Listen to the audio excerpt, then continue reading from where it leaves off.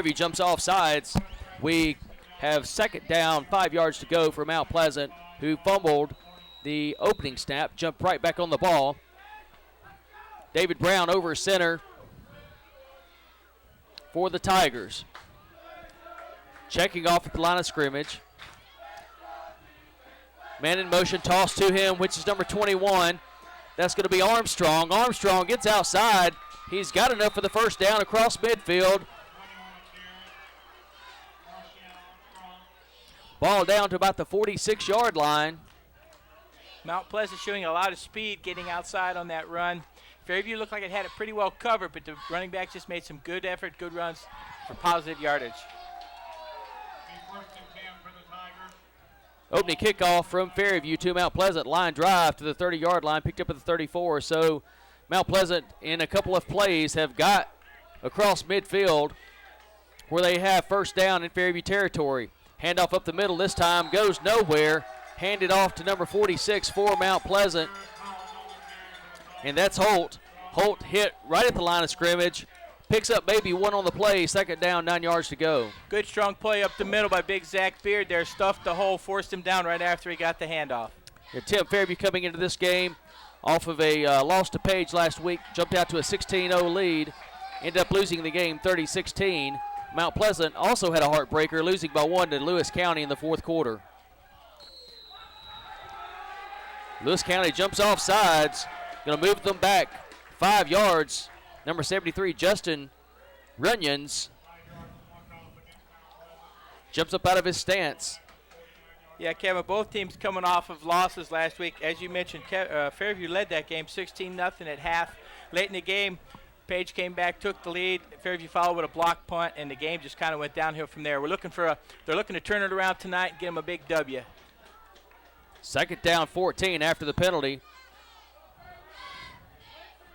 In motion this time, toss out to the right side to Webster. Webster's got some room. He's hit by Johnson, but he still moves forward. He's getting yard after yard, carrying some Fairview defenders with him past the first down marker to the 32-yard line, where it's going to be a first down for the Tigers from Mount Pleasant, Tennessee. You look at Mount Pleasant's roster, Kevin, and you don't see a lot of size, and what that indicates typically in a team like this is a lot of speed and quickness. They also had great blocking at the point of attack by the wide receiver and tight end to spring that play. Fairview looked like they may have had that defended pretty well, but good speed that time by Webster. Back to throw is Brown this time, looking downfield. He doesn't have anybody, it appears to be open, but he throws it right into the seam. It's going to be close to another first down. I think it's a little bit short. Covered that time by Johnson for the Yellow Jackets. After a couple positive running plays, Mount Pleasant goes with the play action, finds the receiver down, brings up second and short. This is a play, Kevin, sometimes where the offensive team will go for the gutter. They'll go for the throat, go for the touchdown. Looks like it's going to be close enough for a measurement. I guess everyone can see that. Pretty brilliant move here on my part to call that. This is Kevin Anderson and Tim French coming to you for this replay of the football game from Fairview, Tennessee. Nice night for football. At kickoff, it's low 80s, a little bit of humidity in the air, but certainly better than what we were seeing at this time last year. Yeah, enjoying this game so far, Kevin. It's good to be back. It's hard to believe a year's gone by. A new team, some new coaches, and we're looking for some another playoff-bound team. So it's going to be second down and short for Mount Pleasant. Brown under center. Again, looks around. His offset formation in the backfield. This time no man in motion. Goes right up the middle. Gets the first down. Handoff to Holt. Javarius Holt gets right through the line of scrimmage. Gets enough for the first down for the Tigers of Mount Pleasant. Inside handoff. Good play by that defensive line of the Fairview Yellow Jackets. It was just a short gainer, but it was enough for the first down. But it doesn't look like they're making a lot happen up the middle, Kevin. Their success has all been wide with their speed so far. Mount Pleasant's taking the ball down close to the 20-yard line. Opening kickoff. Again in motion. It's Webster. Webster's got a big opening, it looks like. Makes a cut to the left, then back to the right. He doesn't get enough for the first down, but he gets great yardage. He picks up close to 8 yards on the play. It's going to be 2nd and short for the Tigers. Again, great blocking at the point of attack. I believe it's number 89, Aaron Chapman from Mount Pleasant. He's getting in on that linebacker and creating a seam. Then the running back's kicking out on that defensive back, and Fairview's having to get pursuit. By the time they get over there, positive yardage has been gained. Again, wing formation. Got a flag on the play this time. No. Fairview just decided to call timeout. Coach Whitefield looking back at the bench, trying to get the people out there to chat with his defense. His defense is playing on their heels a little bit early this game. Yeah, that speed, as they say in football, speed kills. And right now, Mount Pleasant is demonstrating a lot of speed to the corners, and they're getting good blocking by their wide receivers and their kick-out lead blocker, and they're making the most of it. Fairview needs to stiffen up right here, shut them down, and if we're real lucky, get us a turnover.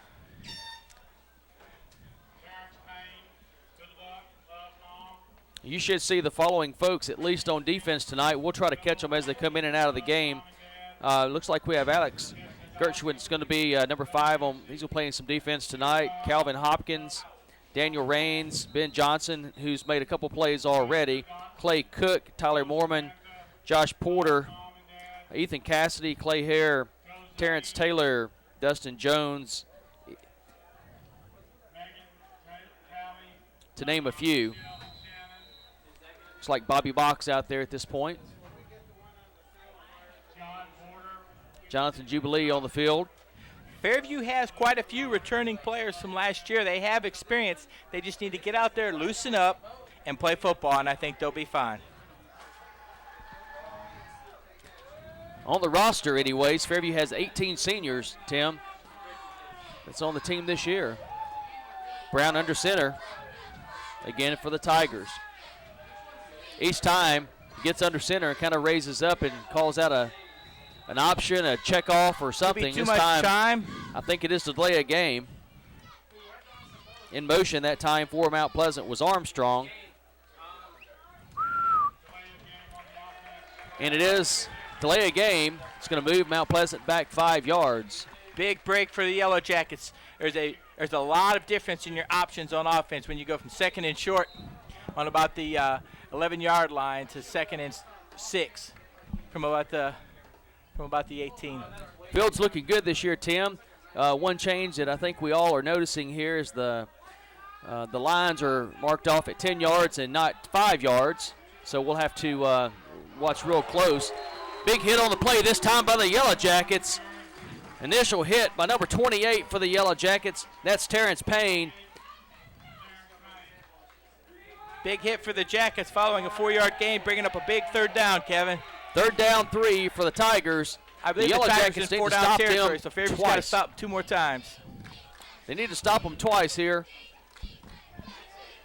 because you've got to figure at this close, they're probably going to go for it with the success they've had running around in. Up the middle this time, handoff. It's not going to go far enough for the first down, it looks like, so it's going to bring up a big-time decision for the Tigers. 4th down and a short 2 is the way it looks from here. That handoff again up the middle went to Javaris Holt. Be interesting to see what they come with, to see if they decide to try to test Fairview outside again, or see if they try to run that inside gap and get them a first down. This could be a huge momentum swing for the Yellow Jackets. Well, Mount Pleasant just moved and no call. Around in, tall sweep outside. He's hit by the left make it. He is down. Made flag, He's made short. flag. It was Flag not on a the face play. mask. Could be anything from a face mask to a block in the back. Hold. Let's say it's going to be a hold. 4th down turns into 1st down, Yellow Jackets. That's how you go to 4-1. I don't know what he said, but he must have said something that made him decide to play a little football. Good time out there by Coach Whitefield. Gets out there and talks a little strategy.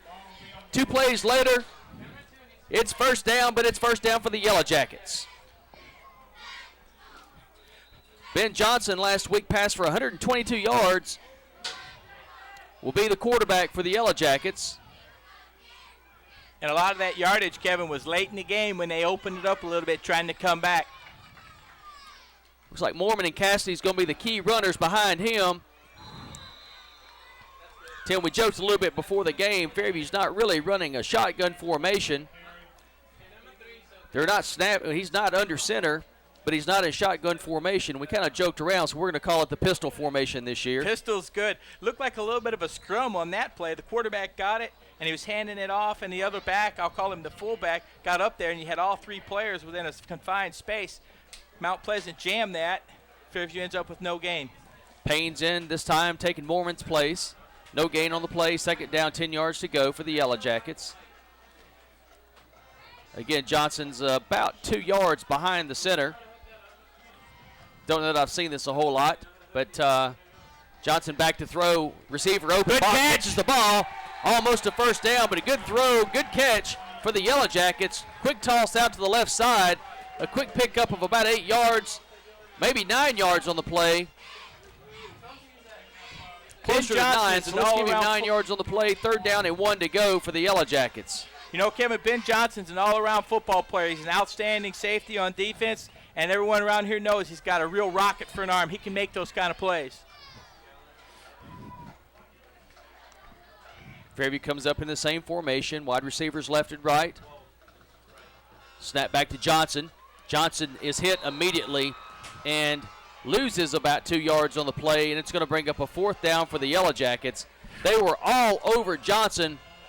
He had no chance to hand off, go forward, or do anything. I'm not sure what was going on there, but it looked like the guard moved. That defensive lineman from Mount Pleasant shot the gap. Ben Johnson did not have a chance. He was on Ben by the time the snap got there. So I think there might have been a little bit of a broken play. Fourth down, 3 yards to go here for the Yellow Jackets.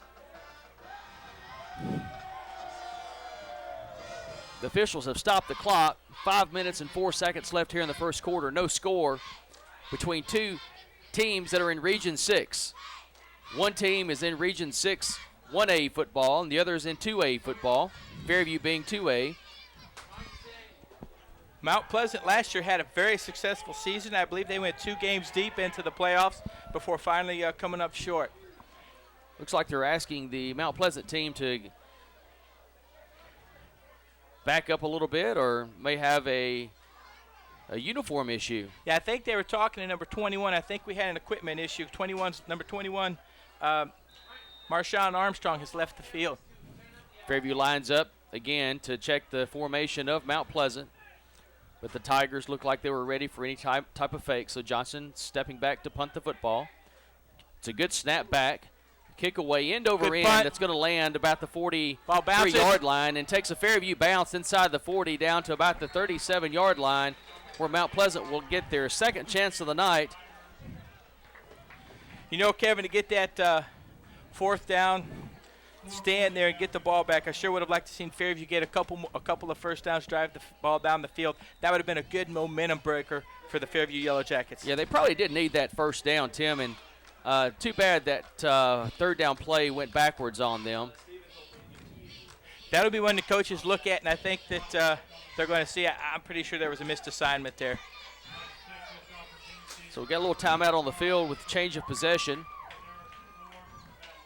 Ball is going to be taken over.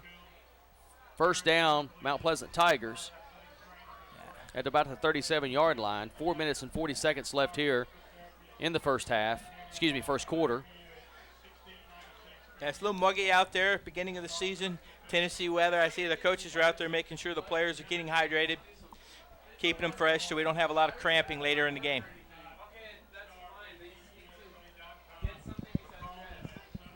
Good crowd tonight. Mount Pleasant brought several folks with them.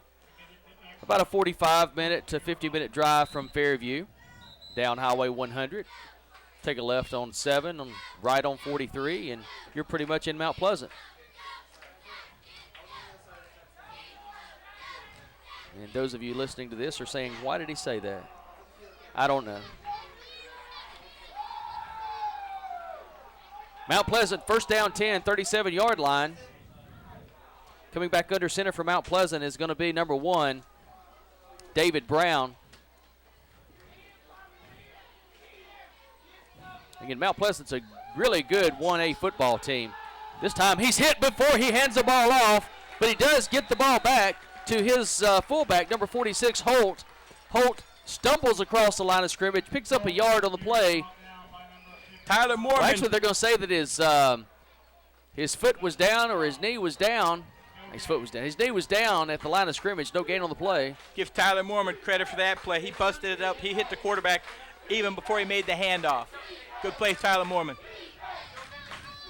So Javarius Holt in the backfield behind the quarterback, Brown.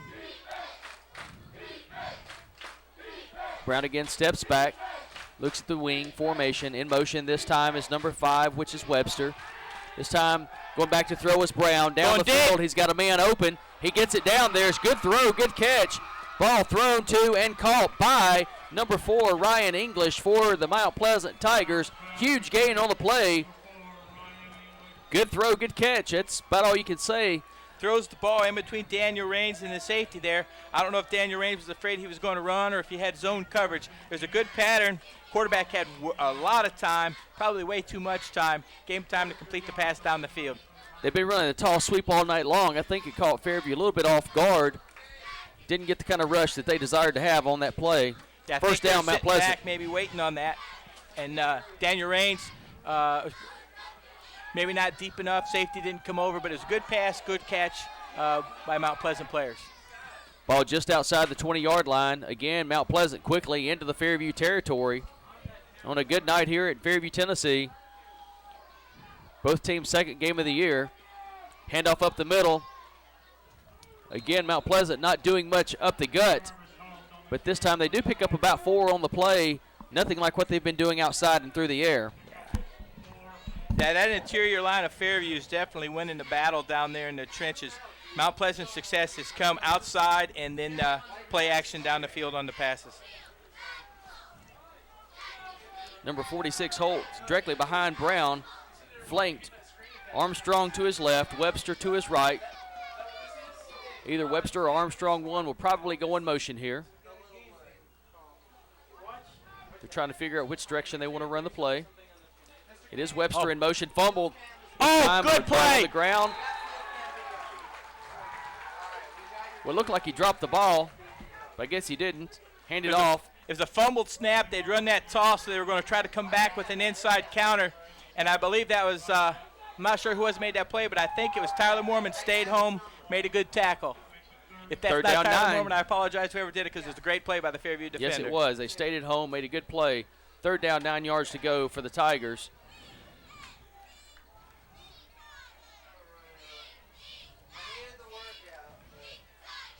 Same formation this time by Mount Pleasant.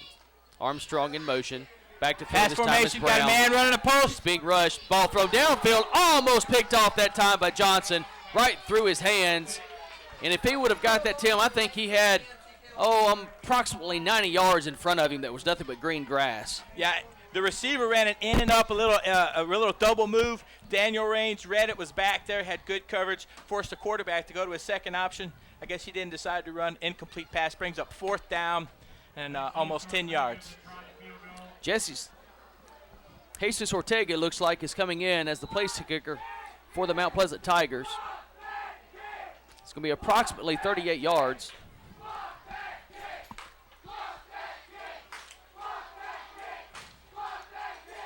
Snap back, ball put down, good end over end, rotation, and it's good. Inside the left upright. Our vantage point's hard to tell, but the referees throw their arms up the air. Mount Pleasant takes a 3-0 lead here in Fairview, Tennessee over the homestanding Fairview Yellow Jackets with 1 minute 40 seconds left here in the first quarter. Bad call by me, Kevin. I thought that ball was wide left. I guess it got just inside. From our angle, it's really hard to tell. Yeah. Looking through some pane glasses up here, and you just wait to see if they throw their arms in the air or do the yes signal or whatever it is. Mm-hmm. Mount Pleasant, though, Tim, they take the ball at the 37-yard line after the Johnson punt, and they move the ball down the field pretty good. Fairview seems to be somewhere around the 20-yard line, stiffening up, not letting them get any further. If they can just only give up field goal attempts tonight, they're going to be okay. But Fairview, with the whole first quarter almost gone, is just now getting the ball for the second time. Yeah, Time of possession has definitely been in Mount Pleasant's favor. Fairview's defense has stiffened up, let them do stuff in the middle of the field. We need to get some turnovers. What we need to, right now, Kevin, I think to fire up this Fairview team is a good defensive score. Interception, fumble, return. Well, right now, take this kickoff all the way back. That would be pretty good, too. We'll take a quick time of possession. It takes about 11 or 12 seconds to get from one end to the other. Last year we had one of the best kickoff return people, I'd say, in the area. In Justin Dowdy, he had several long kickoff returns and several memorable kickoff returns for touchdowns. We'll take it to kick the ball off. Jubilee back. This time Jonathan Jubilee is going to his right, picks the ball up at about the 2-yard line, has a wedge in front of him. He's going to abandon the wedge and cut to his left, which probably hindsight and after watching a little bit of film, he's going to say, wow, I should have stayed with my wedge.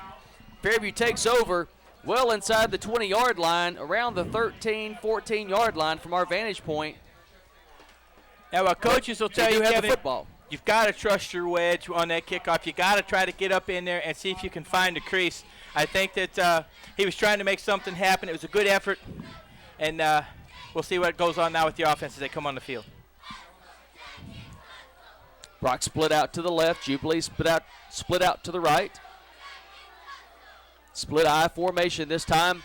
Quick handoff to the right side to Mormon. Mormon takes the ball for a short gain out to about the 18-yard line. It's going to take a little getting used to without having the 5-yard hash marks there, Tim. Yeah, it's a little bit tough. You know, good move by Tyler Mormon, a defensive player from Mount Pleasant, had him right there in the hole. He made a little quick move and turned what could have been a very short gain into a nice 4-yard first down play.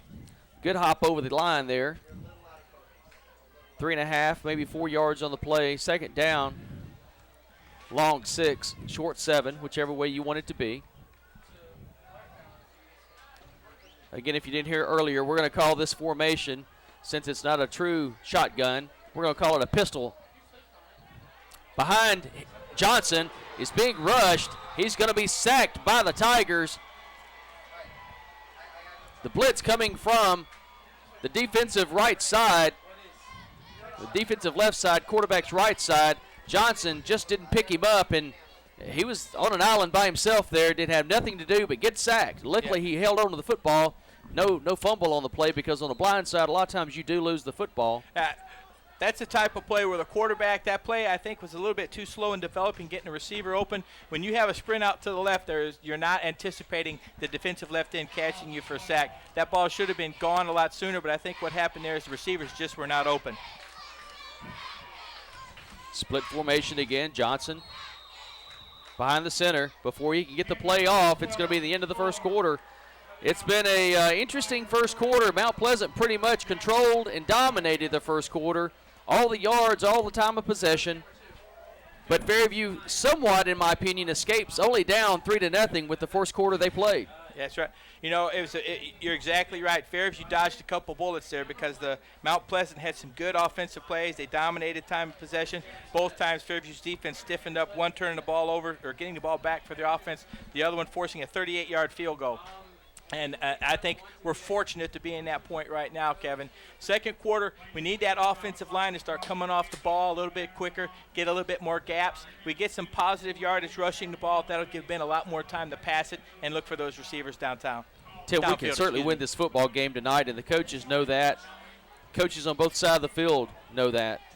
It's a matter of execution like you're talking about, and just getting out there and smacking somebody in the mouth real quick and taking back over the momentum at the line of scrimmage.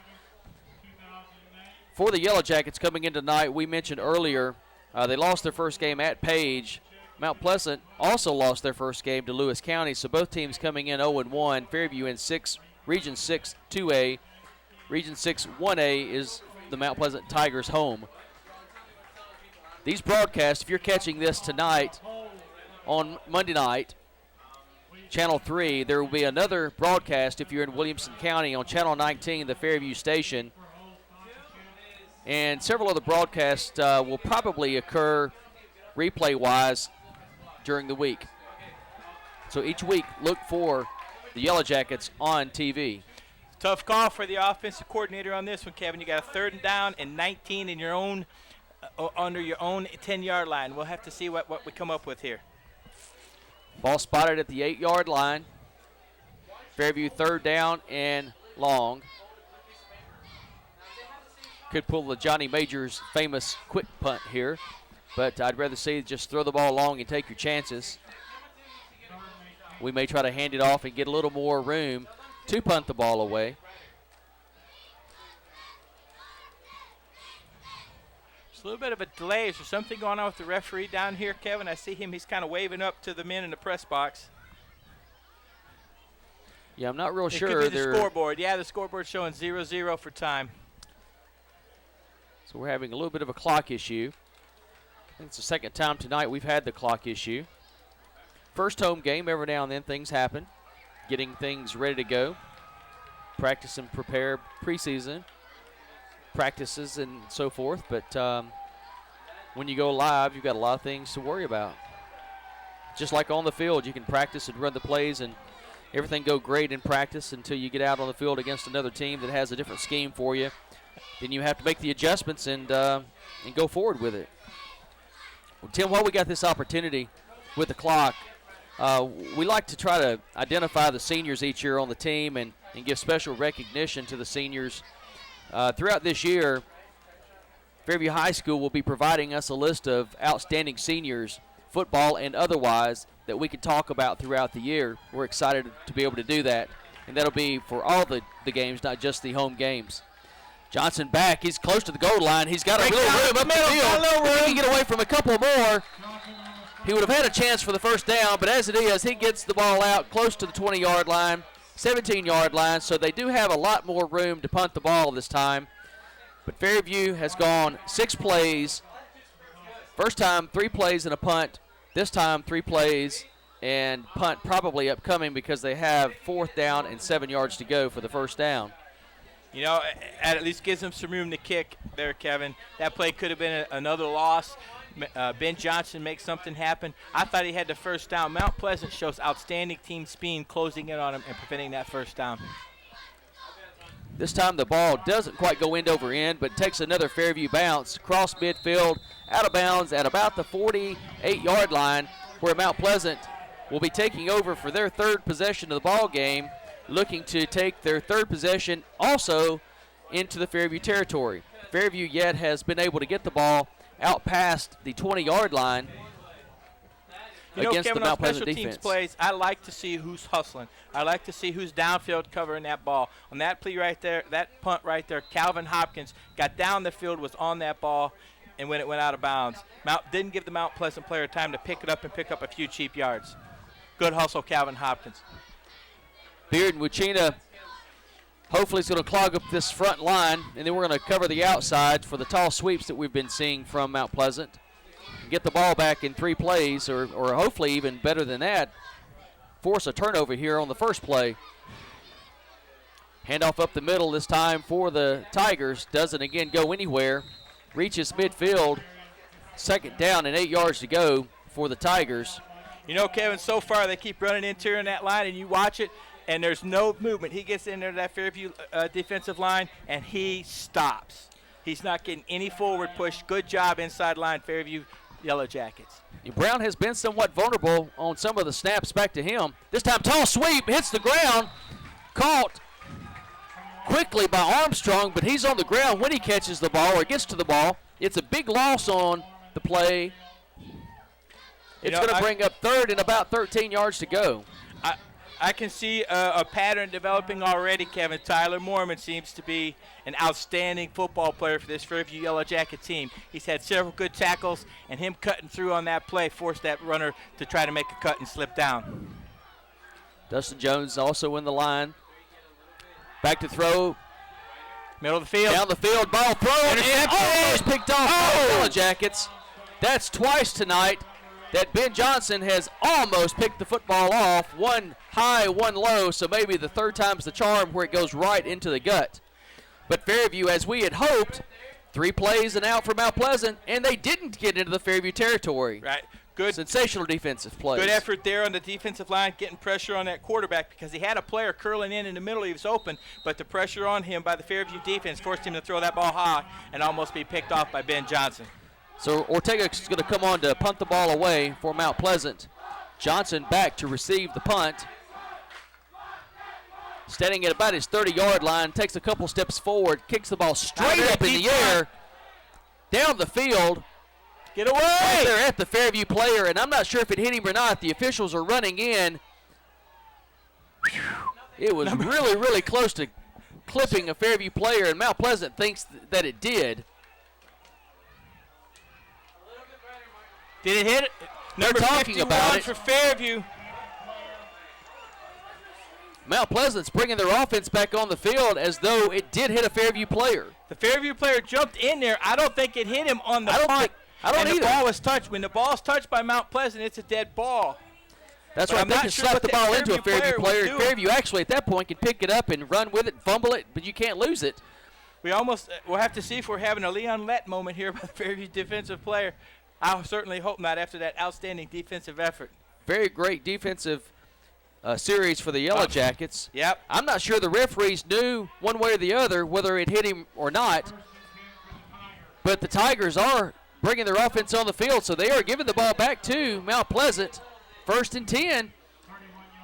31-yard line. That's a bad series of luck there. A bad punt goes straight up in the air. Just happens to fall and bounce right into a Fairview player picked up by the Mount Pleasant team to give them first down, 31-yard line. Webster in motion, but no. Toss to him. It's handed off up the middle. Fairview smells it, stops it. Thrown in there. I don't know if it's going to be a hold or a face mask, Kevin. Hold against the Tigers. It's going to push them back 10 yards. It's going to bring up a first down and long. Fairview snuffed that out, and that offensive lineman didn't like it, so he's trying to pull those Fairview defenders off of him.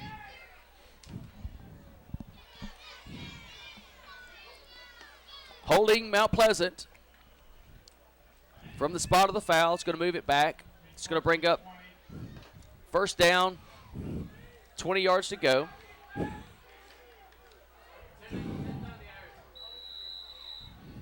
Mount Pleasant doesn't huddle. They come right back to the line of scrimmage. This time Armstrong in motion. Brown going back to throw the ball. Got a man down the middle of the field. The ball actually was tipped, or it was a wounded duck looking pass, one or the other. Either case, defended well by Johnson. Incomplete pass.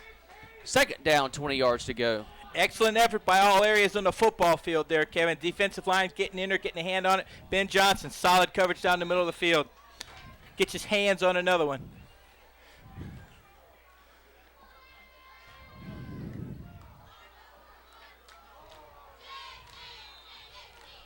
Mount Pleasant, second down, 20 yards to go. Clock stopped.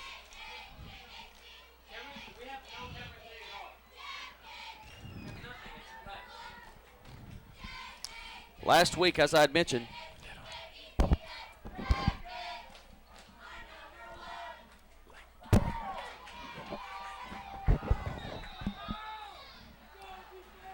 as they sort things out here, second down, 20 yards to go. Last week, Fairview defense gave up 255 yards of total offense to Page. Go for it all. Brown back this time. He's got plenty of time running around. Very athletic quarterback. Gets across the 40. Knocked out of bounds around the 35-yard line. Still doesn't get anywhere near the original line of scrimmage on this play. Mount Pleasant going for the home run, Kevin. Wide receiver on the left side running a fly pattern. Good coverage by Fairview Yellow Jackets. I think that's Daniel Raines out there. Forced the quarterback to try and run the ball because the pocket was collapsing. Good defensive pressure by Fairview. Good coverage out there. You know, if this was a college or pro game, you'd say, wow, the defense needs a rest. But these guys play both ways, so they just want to get the ball in their hands to try to play offense at this stage. Third down, 14 yards for Mount Pleasant. This time, misdirection play, handed off. Picked up very quickly by the Yellow Jackets. So Webster, number 5, gets the handoff. T.C. Webster doesn't get anywhere near back to the original line of scrimmage on that series. Great play. Dustin Jones stays at home on that inside counter, makes the tackle, little or no gain, forces fourth down. This deep in the territory, be interesting to see if they go for it because they're down on the I guess that'd be the 34-yard line. I'm not sure, Kevin, without those 5-yard markers. I think it's about the 34-yard line, Tim. Fourth down, 14 yards to go, and And number you're thinking 46. Fairview's offense hasn't done a lot, so if you're the coach, Right. do you take a chance here and go for the home run? Well, I think what they're probably going to do, again, but because of the same reason, I think they'll try to pooch punt it and try to get them down around 10-yard line, or try to get the ball inside the 10-yard line Play with the field punt position? and try to play the field position game. They don't feel like Fairview can do anything with them, Fairview's offense against their defense at this point. Well, so far, Fairview said, I believe you said they've had 6 offensive plays in an offensive half. So playing the field position, they can play that, and they're maybe thinking get ball back with good field position. 7 minutes, 40 seconds left here in the second quarter. Number 46, Javaris Holt, on the ground. Let's hope this isn't a serious injury for him. Hopefully maybe it's just a cramp. Yeah, he doesn't seem to be in a lot of an injury-type pain. I think it's a cramp. Does not. They're down there working on his foot, which is an indication they're trying to stretch out that calf. You know, the last couple of years for the Yellow Jackets, last several years actually, this would be field goal range with one of our kickers. I don't know if Mr. Ortega has the leg to get a 50-yard field goal through the uprights. Based on the field goal he kicked earlier, I didn't see the leg power to get it there, but certainly that could have been a this would be a 51-yarder if I'm guessing, right? 51-yarder. I don't think he has that kind of leg. Well, Tim, they're going with your theory. It appears they're going to bring their offense on the field.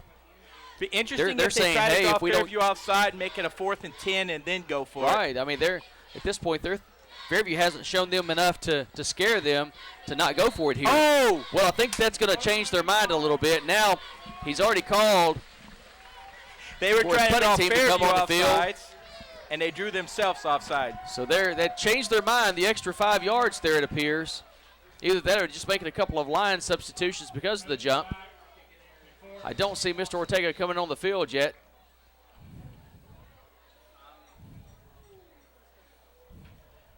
So Mount Pleasant, 4th down and 19 yards to go. Really surprising me that they're not going into a punting formation. What they're saying here is they think their defense cannot stop our offense, and they're willing to take a chance. That's what it appears. Well, Mount Pleasant evidently just tried to run some clock, calls timeout. Surely to goodness they're going to punt this ball away. If I'm the coach of Fairview, that would say you're dissing me a little bit, and I would get a little extra fire back to my players at that point, letting them know how much we're being dissed for going for it on 4th and 19 from the 40-yard line. But the interesting thing here is, Kevin, their offense, while they moved the ball a little bit their first 2 possessions, these last couple possessions, they really haven't done much. No. Fairview's defense has stiffened up. And this coach calling timeout, I'm wondering, he was looking out there at our defensive coverage, and I'm wondering if he's thinking he had the wrong play called and he wants to change the play and see if they come out in that same formation. He's got to play for it. Yep. He also motioned to number 70, which is Ortega. So we'll see. It looks like he has decided that it is best to punt the ball away at this point from the 39-yard line.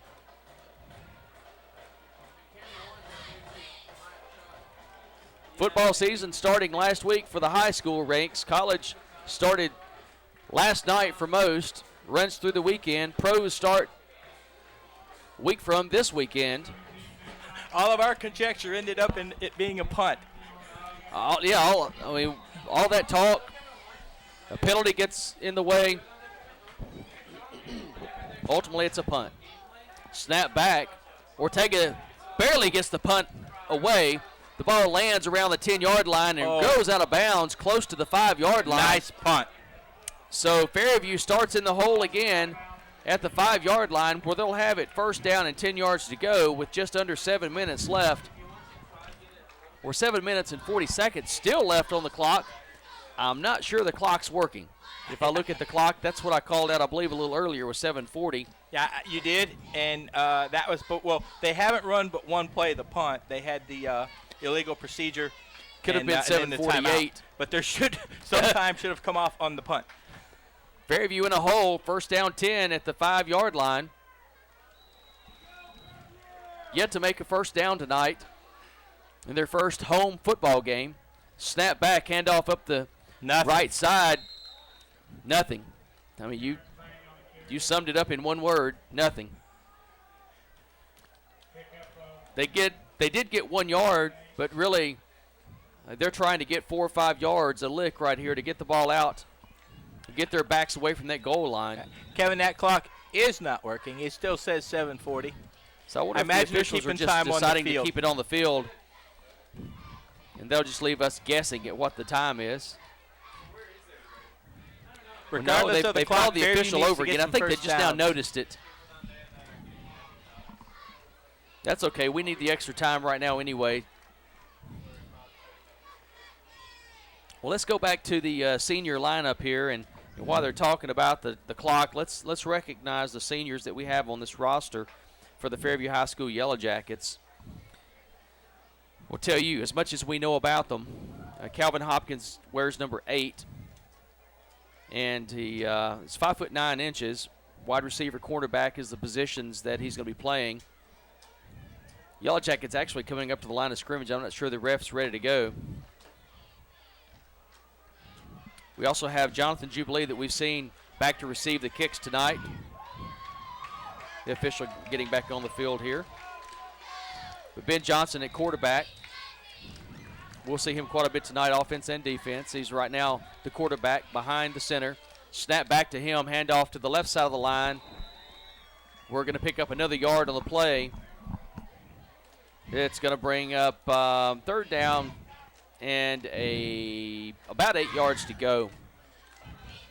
So, Tim, that's right side of the line, left side of the line. Mount Pleasant's doing a great job of anticipating that, and they're stacking the holes, not giving Fairview any of the openings that they're desiring right now to get at least a first down. Yeah, Mount Pleasant definitely has a strong defensive line, and they're very quick. It seems like they're beating Fairview off the ball a little bit right now, holding that lineman from getting into his block. And stacked backfield, handoff to the right side. Across the 10-yard line to about the 11-yard line. It's going to bring up 4th down. And about 2-3 yards to go. So Fairview looked like they were somewhat content on that possession to try to get the ball away from their backs away from the goal line. They've adjusted the clock, and it's now running. There's 6 minutes, 20 seconds left and counting. So Ben Johnson's going to jump back into the punting formation again.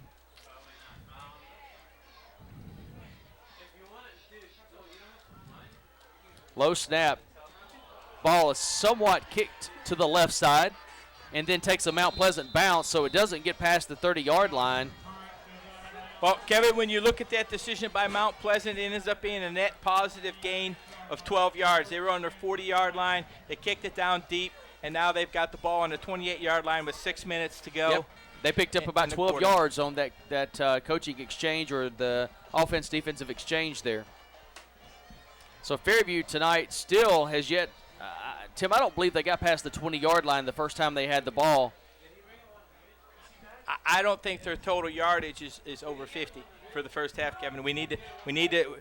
Maybe it's because their defense is on the field so long, and it's the same players playing offense. They're just a little tired. I think they are too. I mean, when you're trying to cover, you don't know what they're doing. So Mount Pleasant has a different quarterback in the game this time. Tall sweep to the left side to number 24. Number 24 gets a little bit of room, gets across the line of scrimmage, picks up a couple of yards, but there is a yellow hanky on the field. Terrence Payne out there to make the tackle. The running back makes a good move, gets by him for some positive yardage. The good news is Fairview seems to have adjusted to that quick pitch. We're getting people at the point of attack. Now they just got to make the tackle. I was trying to pick up the number of the quarterback that came in that time. It looked like it was either 30 or 38. It's 30. T.J. Smith that came in at quarterback, replacing David Brown. Brown had really orchestrated the offensive scheme pretty well, I thought, for the Tigers.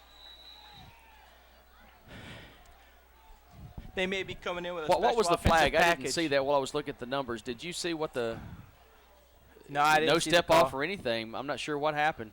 Second down, 8 yards to go for the Tigers. The ball at about the 23-yard line of the Yellow Jackets. This time a tall sweep to the right side. Trying to get outside is Armstrong, but Armstrong does not get outside the arms of Ben Johnson. And he's brought down quickly. Yellow Jacket defense standing strong, trying to do what they can to get the ball back to the offense to try to generate some momentum somewhere. The first two offensive series, Mount Pleasant had a lot of success with those two plays. Like I mentioned earlier, Fairview looks like they've made the adjustment. They're getting outside with him now, and they're holding to little or no gain. T.J. Smith, behind him is number 5, Webster. In motion is Armstrong. Going back to throw with Smith this time. He's going to try to track him down. He's got some speed. He gets outside, gets past the first down marker, inside the 10-yard line, close to about the 5-yard line. That's twice now. Terrence Payne's been out there in a position to make a tackle for loss. He's not broken down. The quarterback's made a move, and he's made him miss the tackle. Yeah, that's two great defensive opportunities that we've lost, Kevin, for losses, and now we've got a first down at the 5-yard line. First down goal for the Tigers. Ball inside the 10-yard line at the 8. Yeah. Coaches are designing this defense to get the players in the right position. They have to make the play when they get there. Good speed that time we saw from number 30 of the Mount Pleasant Tigers, T.J. Smith. Smith, Tim, if you want to hear this, he's 6'3", and he's a freshman. Woo! 6'3", 205-pound freshman quarterback, number 30, T.J. Smith, showed something right there. Fairview defense also right there showed something by stiffening up in the middle of the field again. No gain on the play, 2nd and goal for the Tigers. We need something positive here for the Yellow Jacket crowd to get into this football game. The cheerleaders are trying to get them into it, but quite frankly, Fairview has played only on 20 yards of the field tonight when they've had the ball offensively, and that's from the 20 to the end zone. Trying to take the ball right up the middle this time on a quick snap, quarterback sneak. They do pick up a few yards, get down to about the 2-yard line, not into the end zone. Fairview stops them. Beard in on the play. Also number 70 for the Yellow Jackets in on the play, and this was Sheena. Quarterback that big, he just grabs the ball, runs up behind that center. He's going to lean forward for a couple yards. So the Yellow Jackets, thinking that the Tigers are going to take it up the middle again, also have split out to the left and right wide receivers, but the 6'3" quarterback tries to take it up the middle. The Yellow Jackets, I believe, are standing strong. I don't think he got in, Tim. It's going to bring up 4th down. 1-yard line is where the ball is spotted down. That's a favorable spot. Fairview shut him down, stopped progress. He fell off, and they gave him that spot. So it's going to bring up a huge 4th down play for the Yellow Jackets. Once again, Fairview's This defense. is one time they won't mind taking over possession inside their own 5-yard line because it's going to keep the other team from scoring. Under center against Mount Pleasant's going to try to take it up the middle. Oh! He the ball over the goal line. He stretched it out there. The left official at least felt like he got the ball over the goal line. That imaginary line, touchdown Mount Pleasant.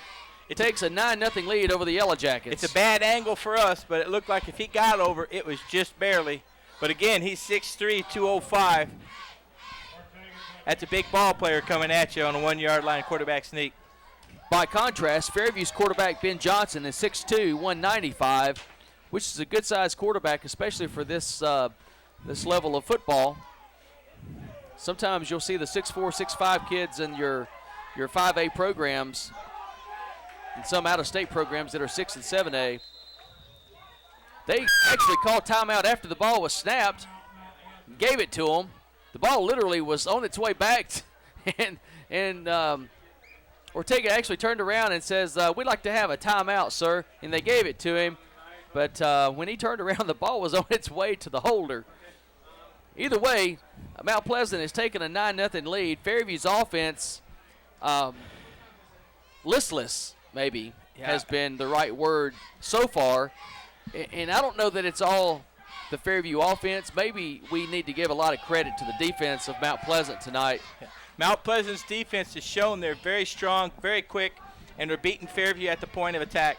Fairview's defense, on the other hand, has played pretty well. They've had a couple of plays the first two series, and then they had that long 3rd down play by the quarterback on this series. That was the first real positive play they've had since those first two series. Well, Fairview's defense has buckled down and shut them down. Well, the worst field position that Mount Pleasant has seen tonight was the opening kickoff that Fairview sent down that was picked up at the 30, run out to about the 37-yard line.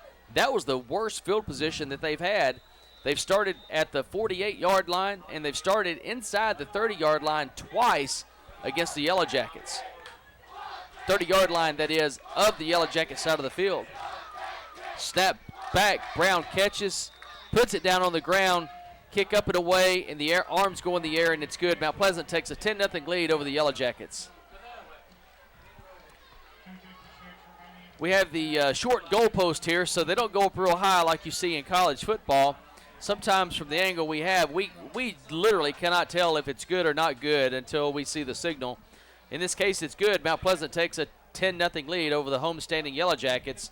Second game of the year for both teams. Fairview's first home game of the year for sure. And Fairview, in reality, has a good chance to make the playoffs this year with the region that they're in. And if they can continue like last year and pick up momentum with the schedule they're playing, I think they'll be okay by the end of the year. Maybe they'll be okay by the end of tonight. Right now, we just want to see a first down. Let's start with that.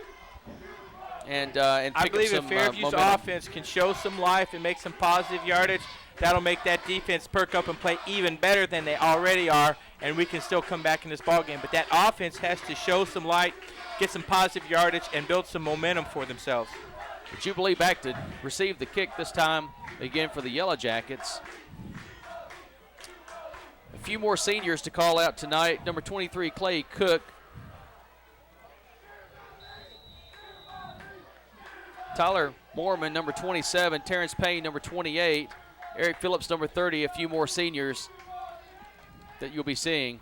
Low line drive kick that hits about the 12-yard line, gets past Jubilee, rolls across the goal line. In high school football, that's all it has to do is cross the plane. So Fairview actually will have their best starting field position of the night, starting at the 20-yard line. At least they're not at the 5, they're not at the 8. And if they could get the ball, again, Tim, into first down territory on the first couple of plays here, you never know. We're only down 10-0 at this point. Still 2.5+ minutes left in the first half, and we get the second half kickoff. So if we can score here, in theory, we could be up in 2 possessions. And you know, Kevin, in high school football, big plays are always occur. Back to throw is Johnson. Johnson throws a little slant pattern out to number 18 for the Yellow Jackets. That's Isaac Hewlin, led him just a little bit too much, but that was Isaac Hewlin. Ben John, it looked like Ben was expecting a slant pattern, and Isaac didn't run the slant pattern as sharp as Ben was thinking, and we almost had it picked off. Yeah, we almost did have that one picked up. Isaac Hewlin is another senior wide receiver for the Yellow Jackets. So Fairview comes out throwing this time. Second down 10 after the incompletion. Split back formation for the Yellow Jackets. Johnson gets the snap, takes it over the left side of the line. He does get over the 20-yard line for the first time of the night for the Yellow Jackets offense, but he gets it out, and that's out to about the 23-yard line, where it's going to bring up 3rd and 7 for the Yellow Jackets.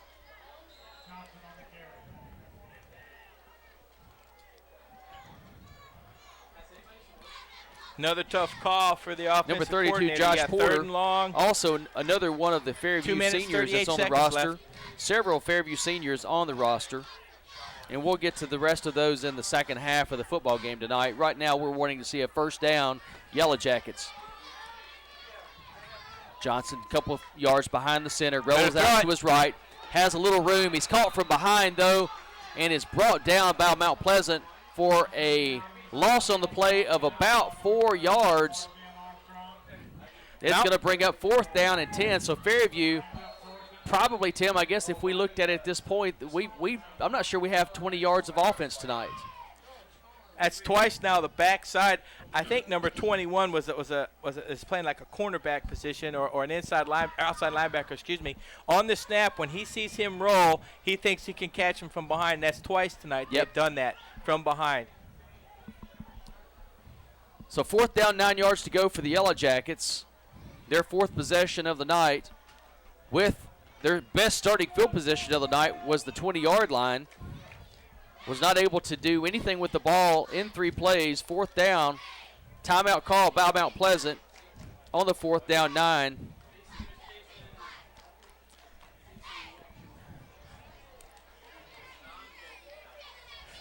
Fairview's got to come up with a big punt here by Ben Johnson. I think he needs to kick it out of bounds, even though it's going to give them time to come back on the field. There's still 1 minute 51 left.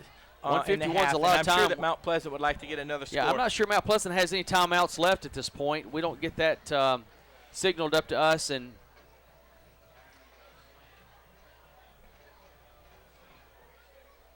Fairview certainly back to punt the football. Johnson gets it. Kick away this time is a good kick. All right, down the ball middle. across midfield, picked up by number 44 of Mount Pleasant, trying to go around the left end. He's got room. He actually has a lot of room. Caught from behind by the Yellow Jackets. He's brought down, but I believe there is a block in the back against Mount Pleasant that's going to move the ball back well inside of their own territory. Yeah, I think there's going to be an illegal block right there at the wedge, right at that corner. That's what enabled him to turn the corner and get outside. The official standing at the 48-yard line of the Yellow Jackets beside the flag, so if they mark it off from there, Mount Pleasant will start 1st and 10 at the 42-yard line on their side of the field. But still, heck, that's tremendous, absolutely tremendous field position to start with.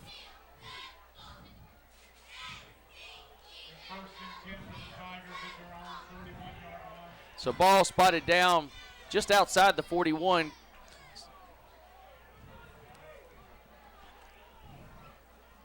One minute, 30 seconds left here in the first half of the game.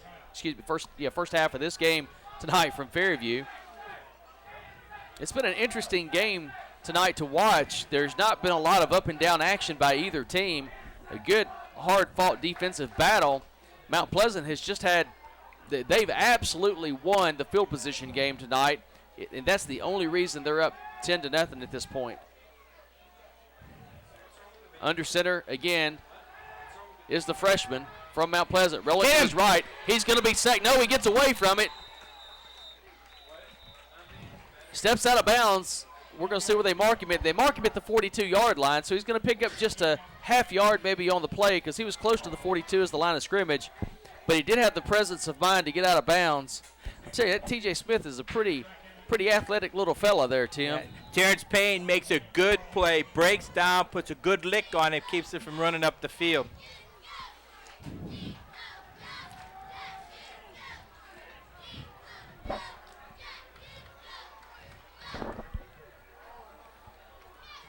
Fairview needs another defensive stop here.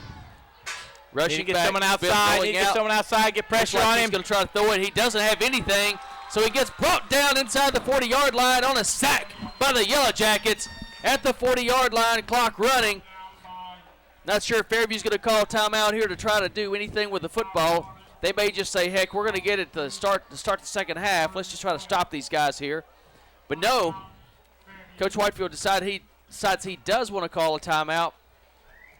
Down 10-0. I don't blame you. I don't blame him right there at all. Tyler Moorman out there making yet another play, and I believe Joey Leach was out there giving pursuit on the quarterback. Nice play by the Fairview defense. Once again, Kevin, like I've said, Fairview's defense has played solid football after those first two possessions, letting them move down the middle of the field a little bit.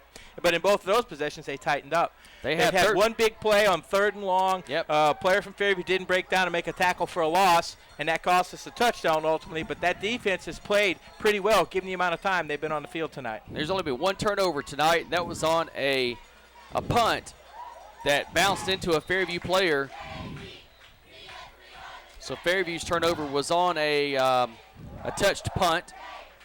Mount Pleasant has had a ball or two hit the ground, but no team has swapped possession of the ball due to and if you recall, that punt that hit our player and ultimately gave the ball back to Mount Pleasant, that was a 3-and-out by Fairview's defense. That absolutely was. They moved them back. They actually moved them back about 5 yards on that offensive series of that Mount Pleasant had, defensive series for the Yellow Jackets. Big play this time by Mount Pleasant. They're just going to throw the ball deep and try to get it down the field. And they're going to, I believe, call pass interference against the Yellow Jackets right here. Oh, if there's interference, had the inside position. It should be offensive. It looked to me like Daniel Raines had perfect position, and that offensive player tried to come over his shoulder. I thought that Fairview had the inside position. But they're going to call something. They're going to call holding. No, they're. You know, I didn't see it, Tim. I'm going to have to see this one on the replay, Kevin, because Daniel Raines had in-pocket position. He had his hand down. The offensive receiver came over his back.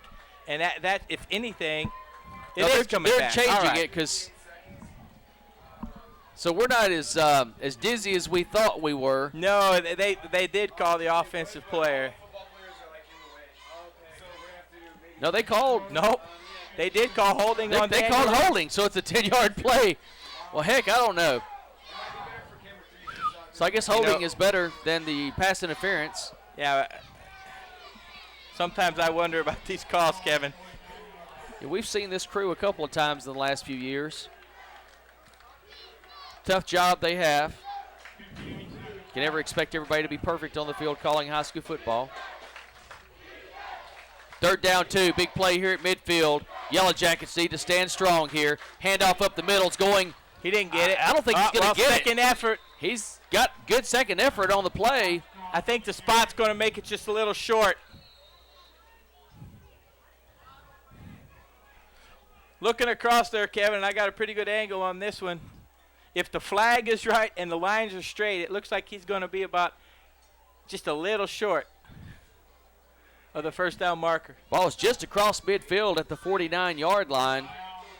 Looking at where the stick is closer to the 48 than the 49. Right. It looks like that ball is inside. It's between the 50 and the 49, and it looks like the stick is on the other side of the 49. So they have marked it short. It is 4th down. Mount Pleasant here, they're going to take a gamble if they go for it, because if Fairview does stop them, Fairview will most definitely have their best field position of the night, and Fairview does have 2 kickers that can get the ball through the uprights from a long ways off. Tyler Emler and also Caleb Duke with big legs for the Yellow Jackets. And I think Mr. Emler last year hit a 48-yard field goal in one of the games that we called.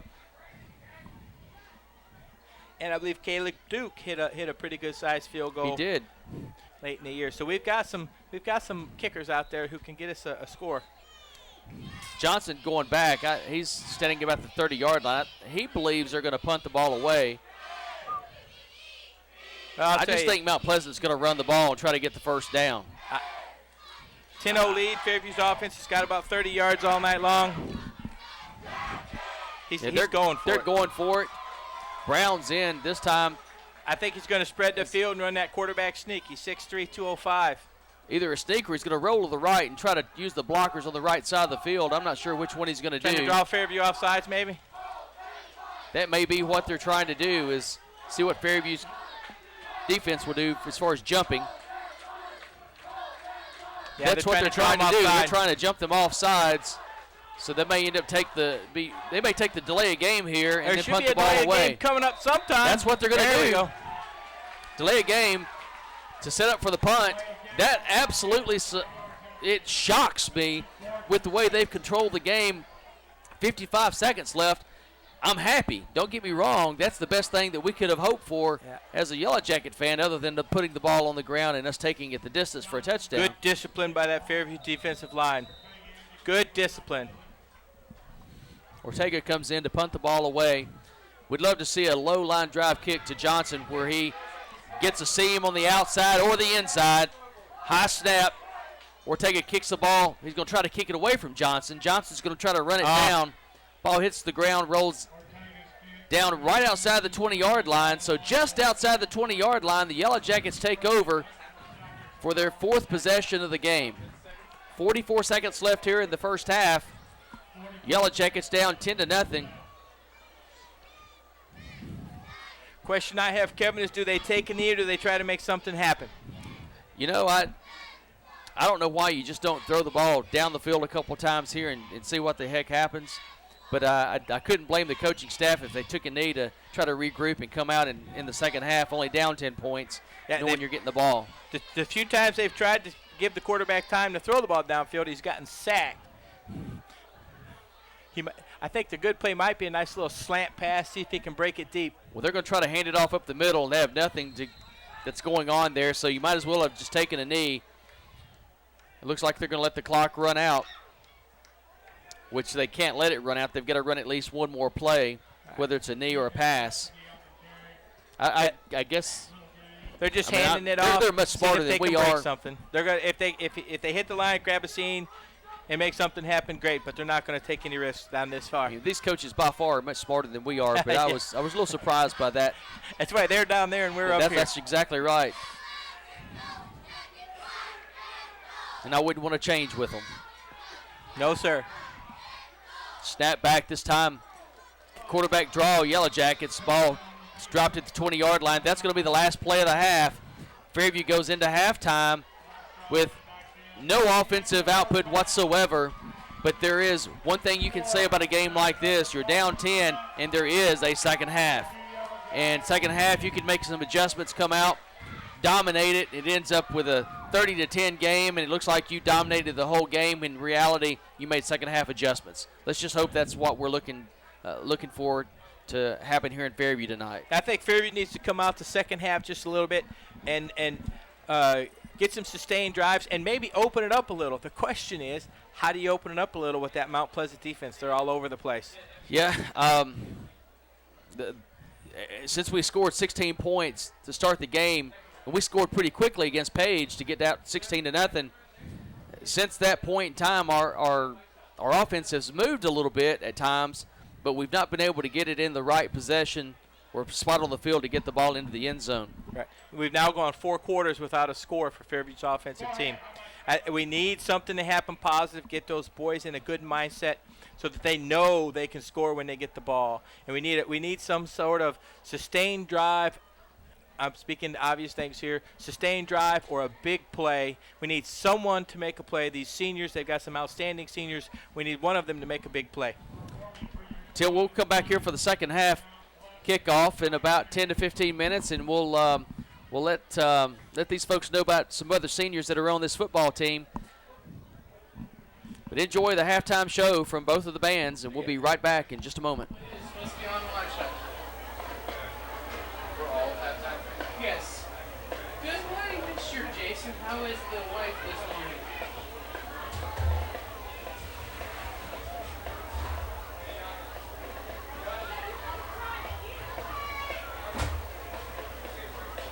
You take a break, Johnny. You take a break now. I tell them they take a break too.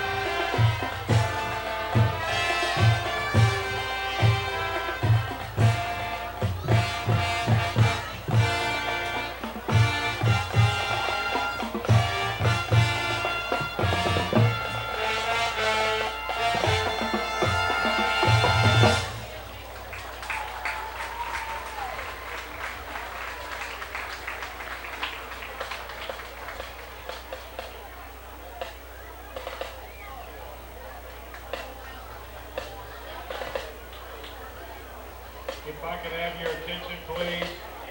And now for your halftime enjoyment, the 2008 edition of the Sound of Gold Band, under the direction of Mr. Rick Gadus.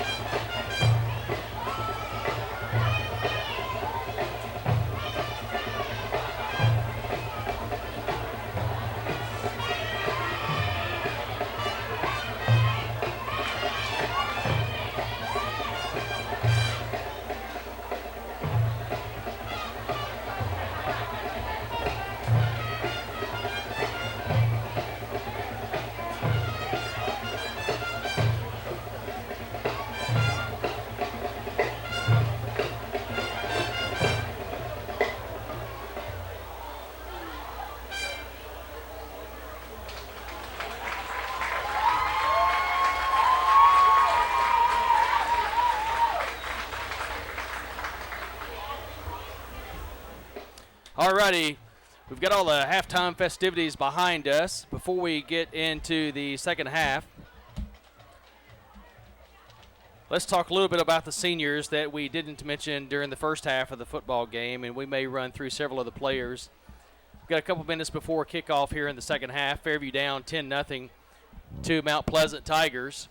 It's been certainly a night that's beautiful, great weather, great crowd, both sides of the field. And Fairview offense just has not been able to get it going as of yet. But let's go ahead and give these guys some credit for making it to their senior year here at Fairview High School. We went earlier through a group of seniors. I believe Josh Porter is the last gentleman that we had called out. Number 49, Jamie Deal, listed here as running back, linebacking positions. We also have number 50, Michael Burke. 6 foot Michael Burke has been doing a good job for Fairview, offensive line and defensive line. Alan Mangrel, number 51. Chris Howell, number 52. 6'3", 220 pounds of him. Dustin Jones, number 55. We've called his name several times tonight. Ryan Collins, number 56. Zach Beard, I know we've seen old Zach in there stopping up the line several times tonight. Number 63, Zach Beard. Ivan Wachina, number 64.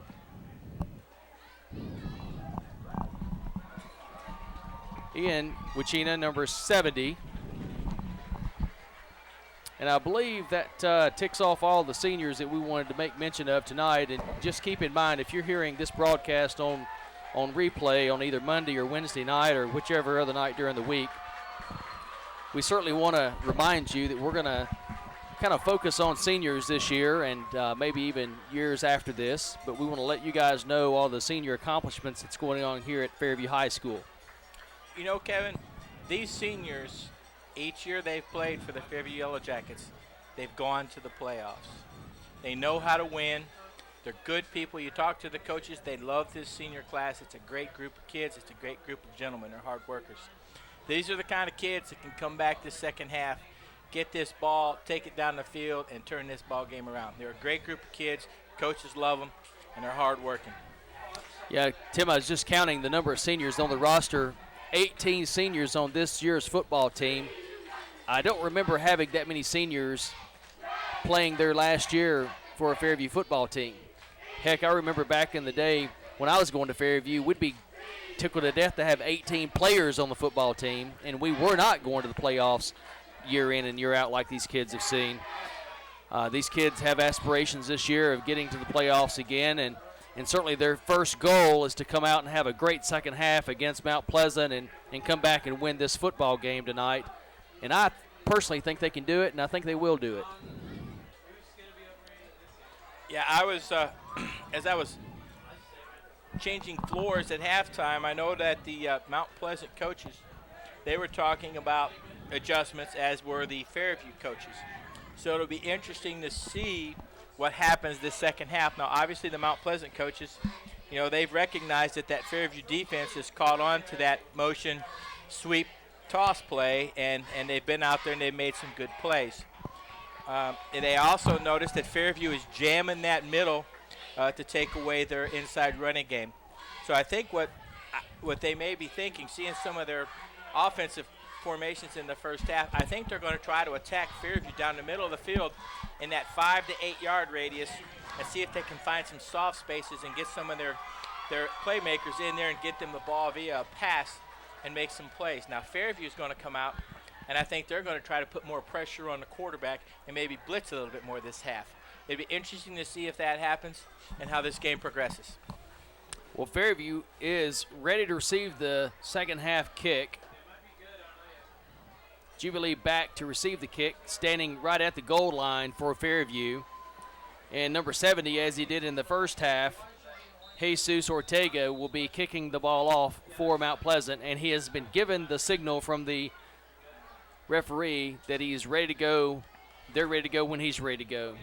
Kick away again, line drive, gets about 10 yards off the ground, Gets to Jubilee quickly. Jubilee gets up the middle. He breaks it through. He gets past the 20, past the 30, out to the 35-yard line where the Yellow Jackets have their best field position of the night. Good halftime changes, it appears, on even receiving the kickoff. 35-yard line, first down, 10 Yellow Jackets. Jubilee really catches that ball, and he takes off like a rocket. And you notice what he did that time. He hit it up there in that little wedge, and he made some people miss, broke a couple tackles. Great offensive kickoff return for the Jackets. Great start for the Yellow Jackets. They're going to come out first down, 10 yards to go at their 35-yard line. Jubilee split out to the right. Bach out to the left. Pistol formation. Toss to the right side, to the left side. Throw a little low that time out to Bach. He was open. A good pass, and I don't know. Good pass there. He goes for some yardage. I like that call opening up the first half. You come out. That's Bobby Bach, I believe, number 87 out there. Is. A real good receiver, real hard-nosed player. He runs a little slant pattern. We just missed him. You're right. That if he hits him in stride, that's the kind of play that you can break and go for big yardage. Isaac Hewling comes in this time in replace of Bobby Bach, number 87. Hewling split out to the left side. This time, the mini shotgun formation that we've been calling the pistol formation. Back to throw this time. Good throw to Hewling. Hewling gets the ball. Fairview gets there. First down. Depends on the spot, but it looks like it's going to be a first down Yellow Jackets. They're moving the chains. Their first down of the night comes on the second play in the second half of this football game. You know, Kevin, Ball we talked about 45. adjustments, and I was talking about Fairview's defensive adjustments. Obviously, they've made some offensive adjustments. It seems they think that they can get the ball out to their receivers 5 to 8 yards down the field and let them make some plays. The line rolled out that time with Johnson. Johnson, a good pass over the defender and before the other defender to Hewlin for the first down.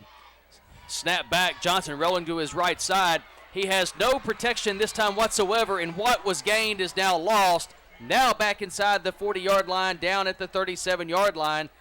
Johnson, absolutely from our vantage point, if he could see what we could see there, he ran right in between two of the defenders that were not actually blocked in that spot of the field. I'll tell you what, Kevin, number 88 from Mount Pleasant split two Fairview blockers. He made a quick move, got inside. As you can see, he's a tall kid. I think he's about 6'5", made the split, and he's not supposed to be there. Right. And Ben's expecting a lane, and he just made a great play. Second down, 18 yards for the Yellow Jackets after the loss of 8 on the quarterback sack.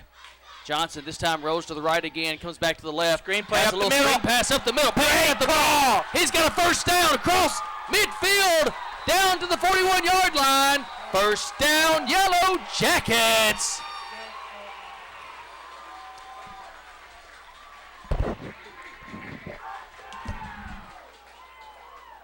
Terrence Payne, number 28, that time catches the crossing pattern.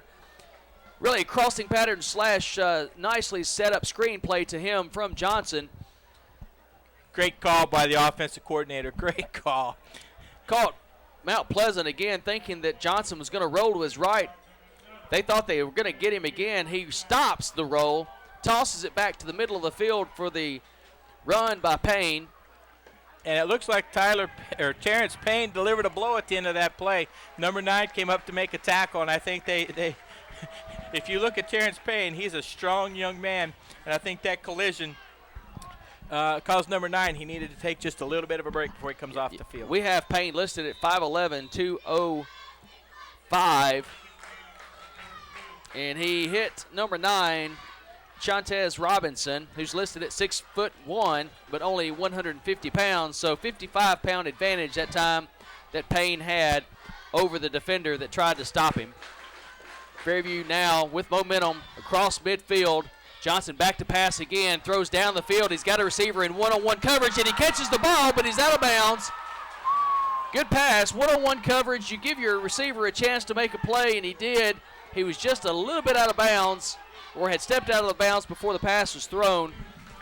I believe that's Jonathan Jubilee on that catch, just out of bounds. You could see he was trying to just stay on that line and stay in bounds, but he just couldn't quite get that ball in bounds. The ball had just a little bit too much loft on it. Chris Stress was covering on the play, the one-on-one coverage that time. Jubilee outworked him for the ball. Too bad he didn't stay in bounds. Second down 10 for the Yellow Jackets, ball at the 41-yard line. Johnson staying in the passing game, this time looking down the field, overthrows his receiver Hewlin to the left side of the field, out of bounds. Fairview's going to now have a third down and 10 to go from the 41-yard line. I'm not quite sure. 44 looked like he was locked up with our receiver there. I'm not. Maybe I got to see that one. He was. There was a lock up there, and that kept Hewlin from making the break. Sometimes you find in high school, no call. Yeah, sometimes, Tim, as we see up here, we in high school football, college and pro, we'll see the quarterback will scramble around, especially if they're athletic as Johnson is, and they'll take off every now and then because it's just so much commotion everywhere and everybody's out of place. That time Johnson stood in the pocket and was going to make the pass. As an announcer, I'd like to see him take off every now and then if that play is not there after he spent some time looking to throw the ball. The ball this time thrown down the field over the head of the receiver to the right side. Johnson under a lot of duress. It goes incomplete. Fairview now is going to have a 4th down and 10 decision upcoming here at the 41-yard line. And it looks like they've made a decision to bring their punt formation team in, or at least their punt unit in. Number 88, once again for Mount Pleasant, putting pressure on Josh. Josh hung tough back in there as long as he could before he made that pass. Good pressure by the Mount Pleasant defensive player. So Fairview with 2 complete passes that gets them a first down, but they had, looking at it, 4 incomplete passes in the same series here.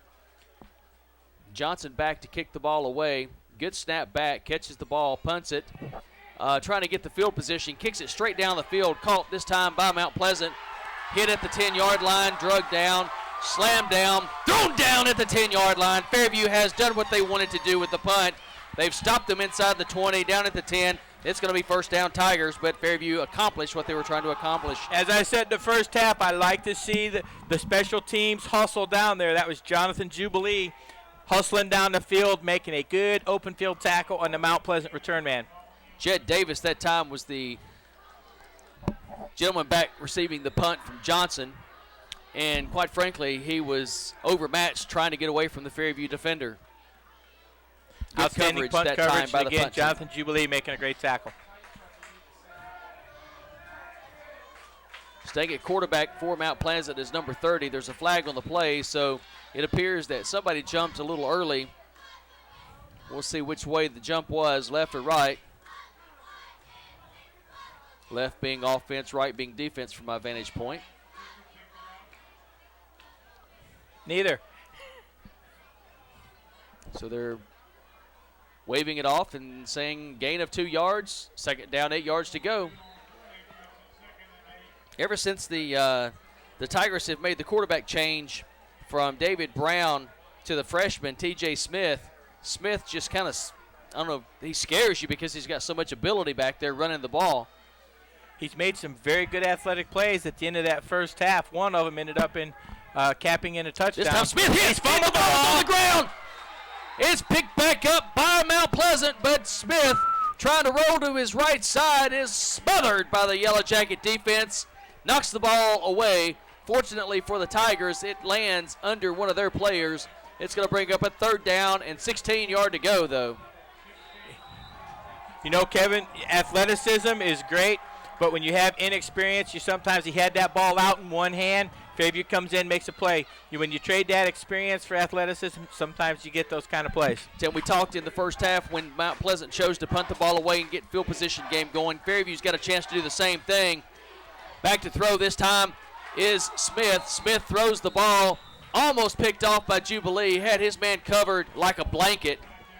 Is that Jubilee or Daniel Raines? I believe that's number 9. Or is that Jubilee? Nope, that's Jubilee back there on the coverage. Good defensive play there, but Jubilee almost had the pick off. But with the punting that we've seen by Mount Pleasant, Fairview should be looking for a punt that travels 15 to 30 yards in the air and try to stay away from it and hopefully get Johnson a chance to receive the punt and get Fairview deep into the Tiger territory. This is a good field position game right here. Fairview has an opportunity to make something happen. Good kick this time away. Johnson calls for a fair catch, brings it in at the 36-yard line. But the 36-yard line, folks, of the Tigers side of the field, Fairview comes out second half, and they have absolutely flipped the field position that was occurring in the first half. And we certainly don't have to remind you too much of what happened last week. Fairview takes a 16-0 lead. So a 10-0 lead is nothing compared to a 16-0 lead. We can certainly bring the house here and just run over Mount Pleasant. Yeah, Fairview's players came out of the locker room. They seem to have a little bit more pep in their step, a sense of urgency, and they're making things happen. You know, that's the third or fourth time that Mount Pleasant has looked to real go down our defensive right side deep, and our defensive backs have answered the challenge each and every time. Hopefully we can get something sustained here and get the ball into the end zone and get some points on the board. Mormon in motion. Johnson gets the ball back, handoff up the middle this time. It's going nowhere. Mount Pleasant, they evidently are sniffing that out because Fairview's had zero success running right up the gut tonight. They've picked up maybe 3 yards once or twice, but other than that, they've not broken anything for any distance whatsoever. Their linebackers are closing that gap, and that defensive tackle that they have out there is really playing tough. Well, the black and gold take the ball over. It's second down. They're saying no gain on the play, or at least by the markers. It looks like he picked up at least one by our vantage point. So we'll say second down, long 9, maybe 10. Johnson rolling this time, gets into trouble, passes the ball, has a receiver. Receiver catches it, and it's Mormon. Mormon spins, turn, twist, down to the 22-yard line. First down, Yellow Jackets. Tyler Mormon, one of those do-everything seniors. Outstanding young man, I will tell you that. Comes from a great family, and he is a hard-nosed football player. And if you've watched him tonight, you've seen him a lot of places on defense. Comes up with a big play there for Fairview on offense. Good job, Tyler Mormon. Johnson that time went back, and he was covered initially, made a really heady play to get the ball away quickly because that could have been disastrous for the Yellow Jackets. It turns out not disastrous, but very happy-like. That's the kind of play a senior will make for you. First down, 10 Yellow Jackets. Ball spotted, 22, 23-yard line, thereabouts.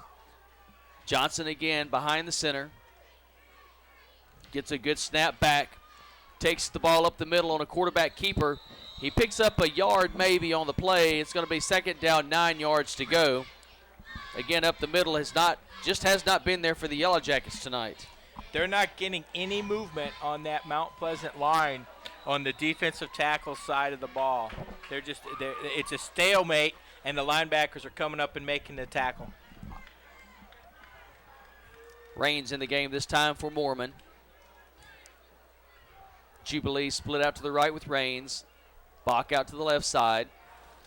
Two backs in the set. Looks like Payne behind Johnson. And let's see, pass this time away out toward Jubilee's way, but Jubilee makes the turn. Ball's already in the air, goes over his head. So a timing issue there between Payne and Johnson. Jubilee and Johnson. The other back I was trying to see the number of was Ethan Cassidy in the backfield that time with Terrence Payne. That'll be interesting if Ethan Cassidy runs the ball like his brother Cole. We're going to have some great moments in that offensive backfield. And Cole would take it, and I think we nicknamed him the Greyhound after a little while because he just had riders with him every time he took the ball. Yes. Big third down 9 play for the Yellow Jackets. One back in the set. Johnson rolling to his right side. Doesn't have much. He throws the ball. It's batted down at the line of scrimmage. Good defensive play that time by the Tigers of Mount Pleasant. Fairview certainly in field goal range. They can get back to within one score, and it looks like that's the chosen item on the docket to do. So coming into the game for the Yellow Jackets is number 85, Tyler Imler, to try a field goal of about 39 yards. Johnson to hold for him. Number 88 gets good penetration, blocks that pass. I think Ben was sitting back and he had ideas of running, and then he saw the man break open. Kick up and away. That kick is long, and it's no good. The snap back was low. Johnson got it on the ground, but Imler, in the timing of getting the kick away, I'm not sure that the set was as good as they wanted it to be because of the low snap. Looked like it kind of veered off to the left a little bit, but had plenty of distance. That ball would have through the uprights. If it would have been good and clean, it'd have been good for 45 to 50 yards. Yeah, a lot of leg on that play by Imler there. It looked like he hit it just a little bit in golf. I guess you would call that thin. He didn't get under the ball real well, and that resulted in the missed opportunity for a field goal.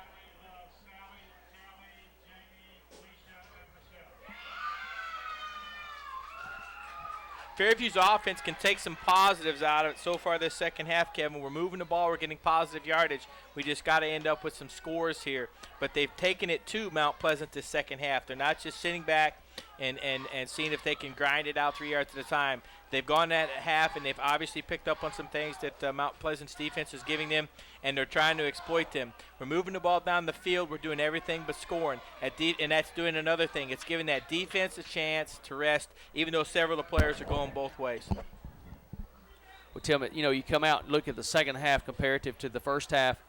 Certainly we're seeing it's almost like the teams have changed uniforms, because we're seeing identically almost what happened in the first half.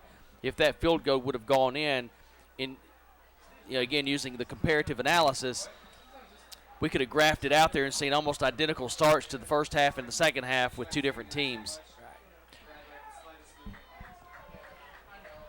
If I was to categorize the two offenses, I would categorize Mount Pleasant's offenses. They're a little bit more aggressive, they're a little bit more they'll take risks throwing the ball down the field, which tells you they got a great deal of faith in their defense. Fairview is more of a ball control the clock, get the ball down the field and score. Now the first half, obviously with 14 plays the entire half, that wasn't the case. But here this second half, they've opened that offense up a little bit, and they're throwing the ball a little bit more, and they're having some success. T.J. Smith staying in at quarterback. Is going to run around the left side and try to pick something up. But he is smacked in the mouth and brought down after a gain of a couple of yards. Big hit that time by Mr. Cassidy of the Yellow Jackets. Nice hit. That's the kind of tackle they teach you in practice, and that's the kind of tackle you wake up early to go watch on films. Great tackle. Mr. Smith's probably looking to the sidelines and saying, is Brown available, please? Yeah. Brown was playing some defense the first half. I wonder if he's picked up an injury, and that's why we're seeing so much of this young Mr. Smith. Brown's kind of in an offset formation. No, it was earlier anyway. It's a fake toss this time by the Tigers. Play goes for a few yards. It's going to bring up a 3rd down and 3 for the Tigers. Again, Yellow Jackets getting the field possession game going here. They need to stop this and try to get the ball back.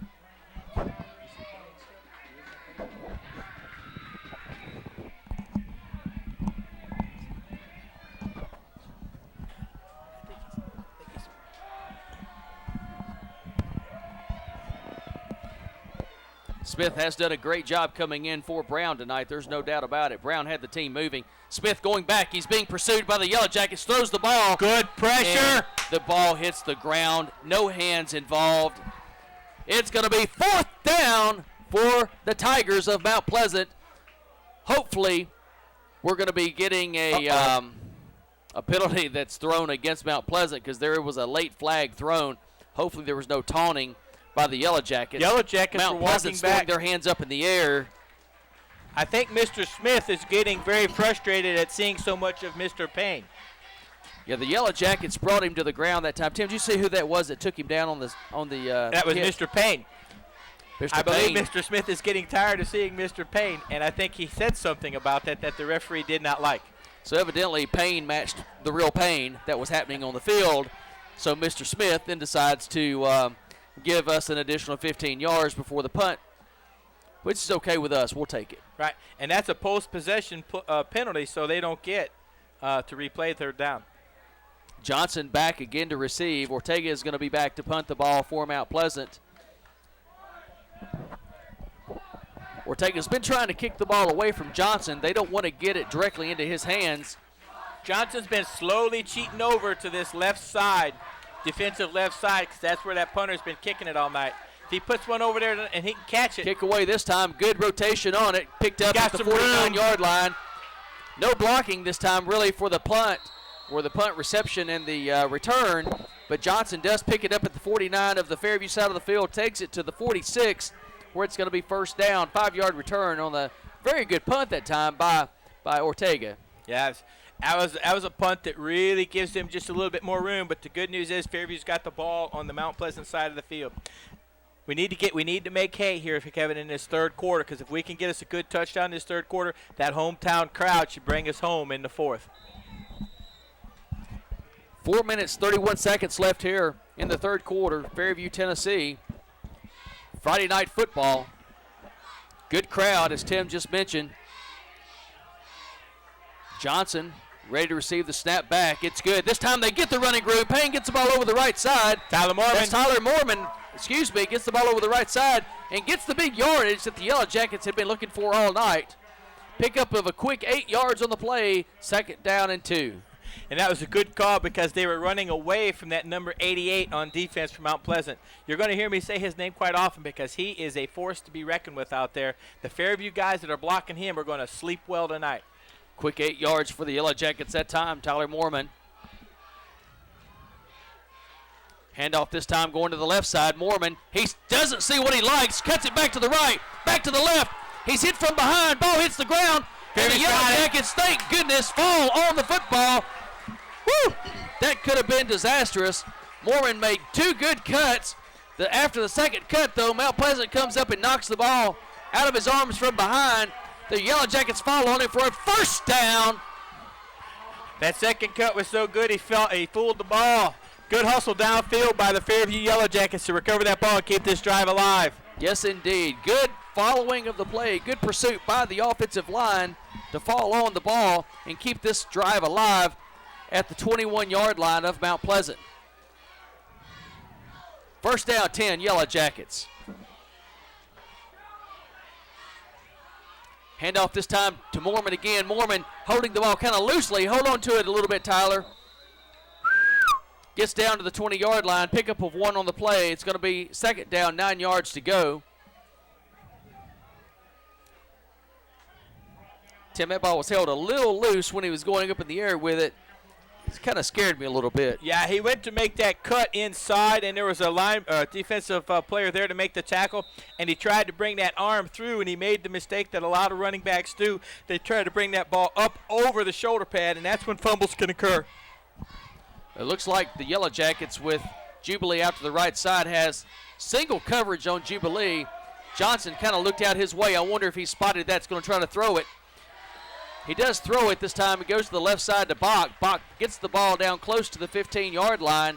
It's not enough for the 1st down, but it is going to bring up a very makeable 3rd down and 5 yards to go for the Yellow Jackets. You know, Kevin, got to get some points on this drive. This game is a game of inches. Ben Johnson throws that ball a few more inches up. Bobby Bach catches it, and he turns and runs, and he has that 1st down. Big 3rd down play here for the Yellow Jackets. Need to get back into this football game. They're 2 scores down right now. They need a score of some sort. Snap back. Johnson sees it, throws the ball down the field. He's got a receiver. Unfortunately, cutting inside of that play, thrown by Johnson, and intercepted is the Tigers. Momentum switch Tigers' way. That pass was not called. I mean, that was a kind of a mistiming pattern for Johnson and his receivers. That pass play, Ben Johnson's supposed to go back. He's holding it. He's turning around, and he's throwing to a spot. The receiver is supposed to be going to that spot. I think he read the defensive back there, and he tried to hold up. When you have a timing play like that, you've got to run the route no matter who's there. That's what it looked like to me. I'm not sure. I haven't seen their playbook, but it looked like Ben went back, and he was turning and throwing to a spot, and the wide receiver wasn't there. The defensive back had a great look at it, and he picked it off. Yeah, the squandered opportunity. Two offensive players in the same area. The cornerback covering one was able to come over and cheat on the other and steal the ball away with the interception. Now Smith takes over at quarterback for Mount Pleasant. Now after they picked the ball up here with the interception, trying to get some momentum back, but the Yellow Jackets are pursuing, and they take it down. They take it down. A sack at the 10-yard line. A loss of 10 on the play. 2nd down and 20 yards to go. Once again, they were looking to take that ball down the left side, the offensive left side of the field, and they were looking for someone in the seam or someone deep. Good coverage by the Jackets, good defensive pressure on the quarterback. Good play defense. Good pursuit of Smith that time. They take him down for the quarterback sack. 2nd down, 20.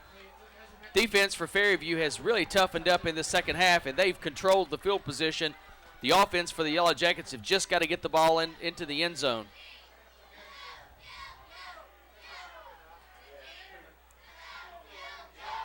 Where Smith's just going to allow them to call timeout.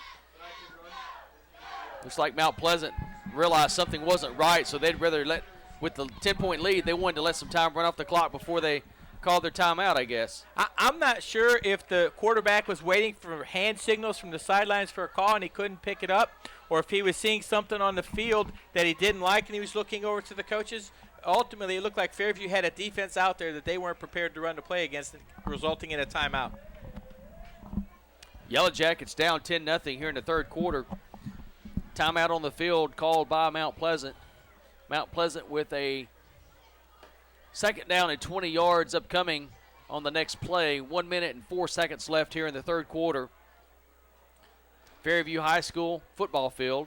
And Mount Pleasant's been looking on those sidelines for the big play. I'm waiting for them to try and come back. Earlier in the first half, they had a player pretty open over the middle of the field, but we had good pressure, resulting in an incomplete pass, almost an interception by Ben. But I think they've got that in the back of their heads that play was open, and we've had good pressure from the outside, and we're pressing the receivers down the lane. They may try to drag that tight end over the middle and see what they can get. Big play here for the Yellow Jackets. They need to keep the momentum going. Mount Pleasant called timeout. Just over a minute left here in the third quarter. Mount Pleasant leading the home-standing Yellow Jackets 10-0. Although the second half has been all Yellow Jackets, no points shows the award. In motion this time, Mount Pleasant. Smith's going to try to take the ball and do it on his own this time. He's going to pick up a few yards, maybe 4 or 5 yards, but it's going to be third down and 15 yards to go for Mount Pleasant. Fairview can make a stop here and, again, get the ball back in great field position. You know, Kevin, somehow I'm not sure that the play was called. You put a man in motion to the left, the quarterback reverse pivots to the left, and then turns it up inside. I'm not sure what they were expecting unless they were thinking Fairview would slant and try to rush to the man in motion and leave him a gap up the middle. Yeah, Dylan McNeese went in motion that time for Mount Pleasant, and you thought they may try to punt the ball away again to the Yellow Jackets. Yellow Jackets, with just a few ticks left on the clock, will get great field position to start the fourth quarter. Come on, Yellow Jackets. Let's get something going here in the fourth quarter. Fans are getting behind them. After 3 quarters, 10-0 Mount Pleasant. Tyler Moorman, what I'm seeing tonight of Tyler Moorman is an all-district effort. He is one of the best players on that field tonight. He's hustled. He's making plays that all-district players make on defense, and he's making plays on offense that all-district players play. He is a phenomenal player for this Fairview Yellow Jacket team. He's obviously one of the senior leaders. Well, Fairview seniors, Tim, tonight they're going to need to step up and take this game back in the fourth quarter.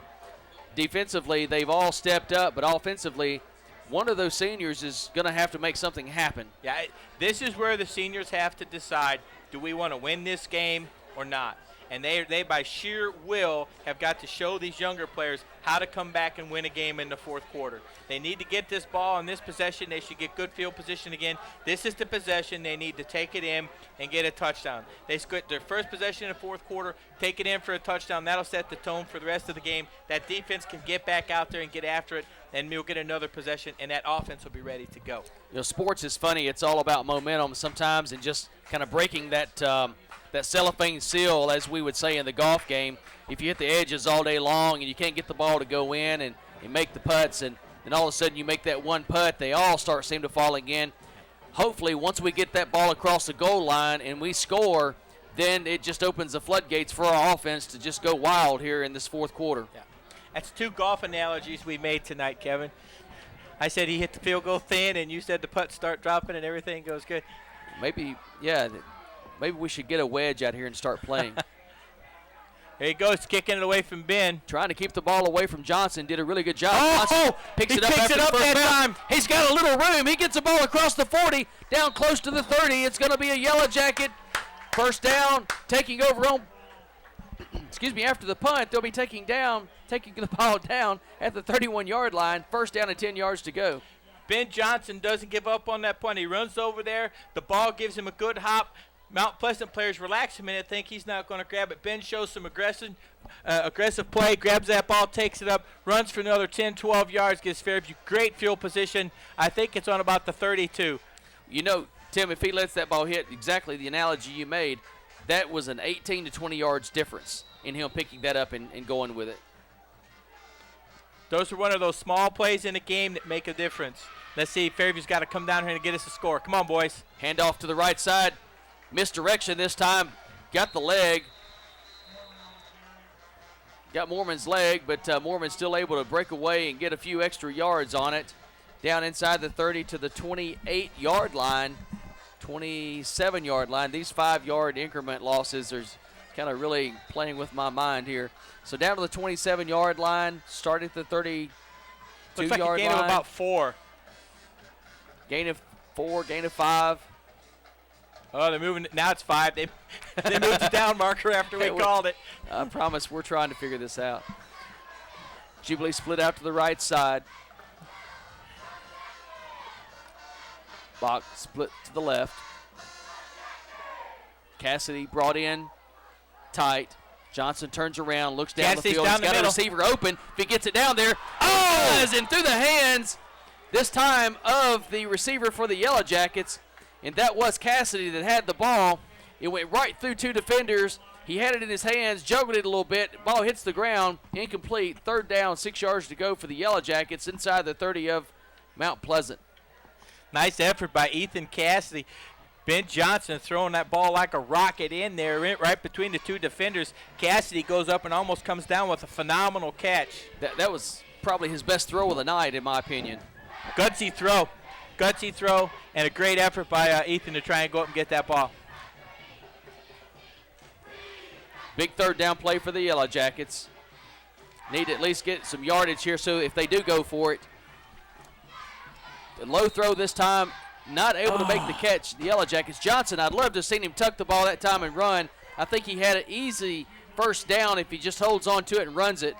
He tries to make the spectacular throw on the run. Low throw, not able to bring it in. Yellow Jackets, it's going to be 4th down, 6 yards to go. And the staff is trying to make a decision. You know, do we go ahead and try to get the 3 points here? Because we do need a 3 and a 7 to tie the game. Yeah. Good play by a Fairview lineman on that, Kevin. Number 3 from Mount Pleasant had broken through, and you could see the Fairview player want to reach out there and grab him, but he didn't. He hustled out there, put a shoulder pad on him to keep that holding call from hampering the Fairview efforts. Well, it looks like they've decided to go. Coach King talked to Johnson for a little while, runs Johnson back out on the field. Fairview going for it. They don't have much time left before the clock expires, and Fairview realizes that, and they call a timeout. They cannot afford going back 5 yards on the play. So good timeout there by the Yellow Jackets. It looked like Coach King and Ben Johnson spent a lot of time together on the sidelines before the play was brought in, and I think a wise decision that time by the coaching staff to call timeout and regroup, because this may be the biggest play of the night for the Yellow Jackets. Yeah, it'll be interesting. I wonder if they're going to change the call and go for a field goal. Well, I don't see any. Looks like they're just going to go for it. They want it, and it's 4th and a good 6. A good 6, maybe even as good a runner as Johnson can be. If you can roll him out and give him an option of pass down the field for about 7 or 8 yards, or if you give him that confidence to let him know that, hey, if it's not there and you see the opening, go ahead and take it, lower your head, and just get the 1st down, and we'll take care of the rest on the next series here, or the next down. Yeah, I'll tell you what's scary, but what I think might work for the Jackets here, and I'm glad I'm up here and I'm not a coach, is that, remember that middle screen they threw for positive yardage that 1st half? They're rolling back, throwing down the field, receiver open, and he makes a spectacular catch. Jubilee hits his hands. It goes through the Mount Pleasant hands, hits Jubilee's hands. He juggles it a little bit, comes down with it. Big 1st down, Yellow Jackets, 12-yard line. Throws that ball right by the defender, gets a hand on it. Jubilee with excellent concentration catches that ball after the bounce and the tip as he's going down for the 1st down. That ball, I'm not sure, was totally secured until he was laying on his back, Tim. Nonetheless, what do we call that here at Fairview? 1st down, Yellow Jackets. 1st down inside the 15-yard line. Opportunity here to put some points on the board and get right back in this game. Johnson rolling to his left. There's that big 88 going away. Turn. He's got some room. If he can get by one more defender. And he gets by one, but he doesn't get by the rest, but that's still a great athletic play that time by the quarterback, Ben Johnson, down inside the 10-yard line. It's going to be a good pickup of 7 yards for the Yellow Jackets. Number 88 has been wreaking havoc all night. Ben makes a miss, and he takes a 5 to 7 yard loss and turns it into a positive gain. Excellent job, Ben Johnson. That was Big Ben Johnson on his own right there, Kevin. You know, once he got past the line of scrimmage, I was certainly hoping that he got outside that containment there. He got outside of it enough to pick up 7 yards. So in reality, exactly what you said, that could have been a 5-yard loss, picked up 7. So really a net gain of 12 versus what it could have been. Right. If you look back here where 88 was, and that's where he tried to tackle Ben, that's at the 23-yard line, and we're down on about the 7-yard line. Yeah, maybe you can tell me because I can't see that far. Without those 5-yard markers, I'm guessing it's somewhere between the 10 and the 5, and it looks like it's about almost halfway, so I'll say 7-yard line. But number 88, that young man's been playing hard all night on that defensive line. I believe he's playing offense, too. I believe he's cramped up out there. That's Preston Gilbreth. He's tight end defensive end, 6'5", 245 senior for Mount Pleasant. Big guy, just like Tim said. He's been wreaking havoc all night long. And since he's going out, if Fairview is going to run a running play, I know where I'd go. His replacement. Yeah, that's right. His replacement may be a good ball player, but I don't think he's going to be the caliber of number 88. Number 88's the best, one of the best defensive tackles I've seen calling Fairview's games the last year and this first game this year. Well, the Mount Pleasant coaches seem to think that he can play at the next level. Not sure, totally D1, but certainly play at the next level in college. Well, at that kind of size, 6'5", 245 already coming out of high school, they'll put another 35, 40 pounds on him. He can be a strong defensive player at the next level. Second down, 3 yards to go. Maybe a long 3 yards to go, but still 3 nonetheless for the Yellow Jackets. 2 receivers in the set. That slant is close there. Up the middle, handoff. Yellow Jackets got a chance to take it across the goal line. Oh, yeah! Touchdown, Yellow Jackets. The cellophane is off the cup. Touchdown.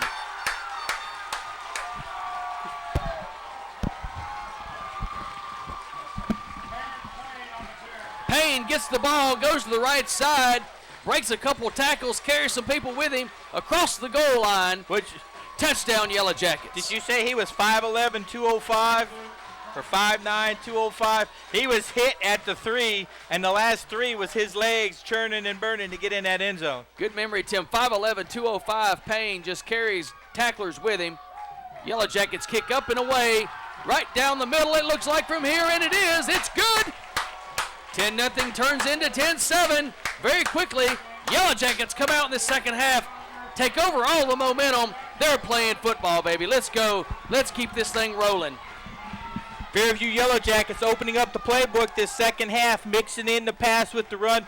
Kevin, a lot of coaches say, and traditional football says you're on the ball to build the pass. In this second half, it looks like Fairview's opened it up, throwing that ball outside, throwing that ball over the middle. It's opened up that run a little bit. They've done more of a West Coast thing this second half. They've used the pass to open up the run. They have, and Tim, if we go back to the timeout that was called, 4th down and 6, we said it was probably the biggest play of the night. What happens? Jubilee makes a juggling and jubilar catch on the play. First down. Fairview 2 plays later, end zone, touchdown, 10-7. Yellow Jackets are right back in this football game. Defense keep playing like they've been playing all night. We've got a good chance to take this game over. Yeah, we talked about it earlier, Kevin. Seniors making plays. You have Ben Johnson making plays. You have Jubilee making plays. 2 seniors. You have Tyler Moorman making defensive and offensive plays. And then Payne takes it in for the touchdown. And Terrence Payne taking it for a touchdown. Another senior.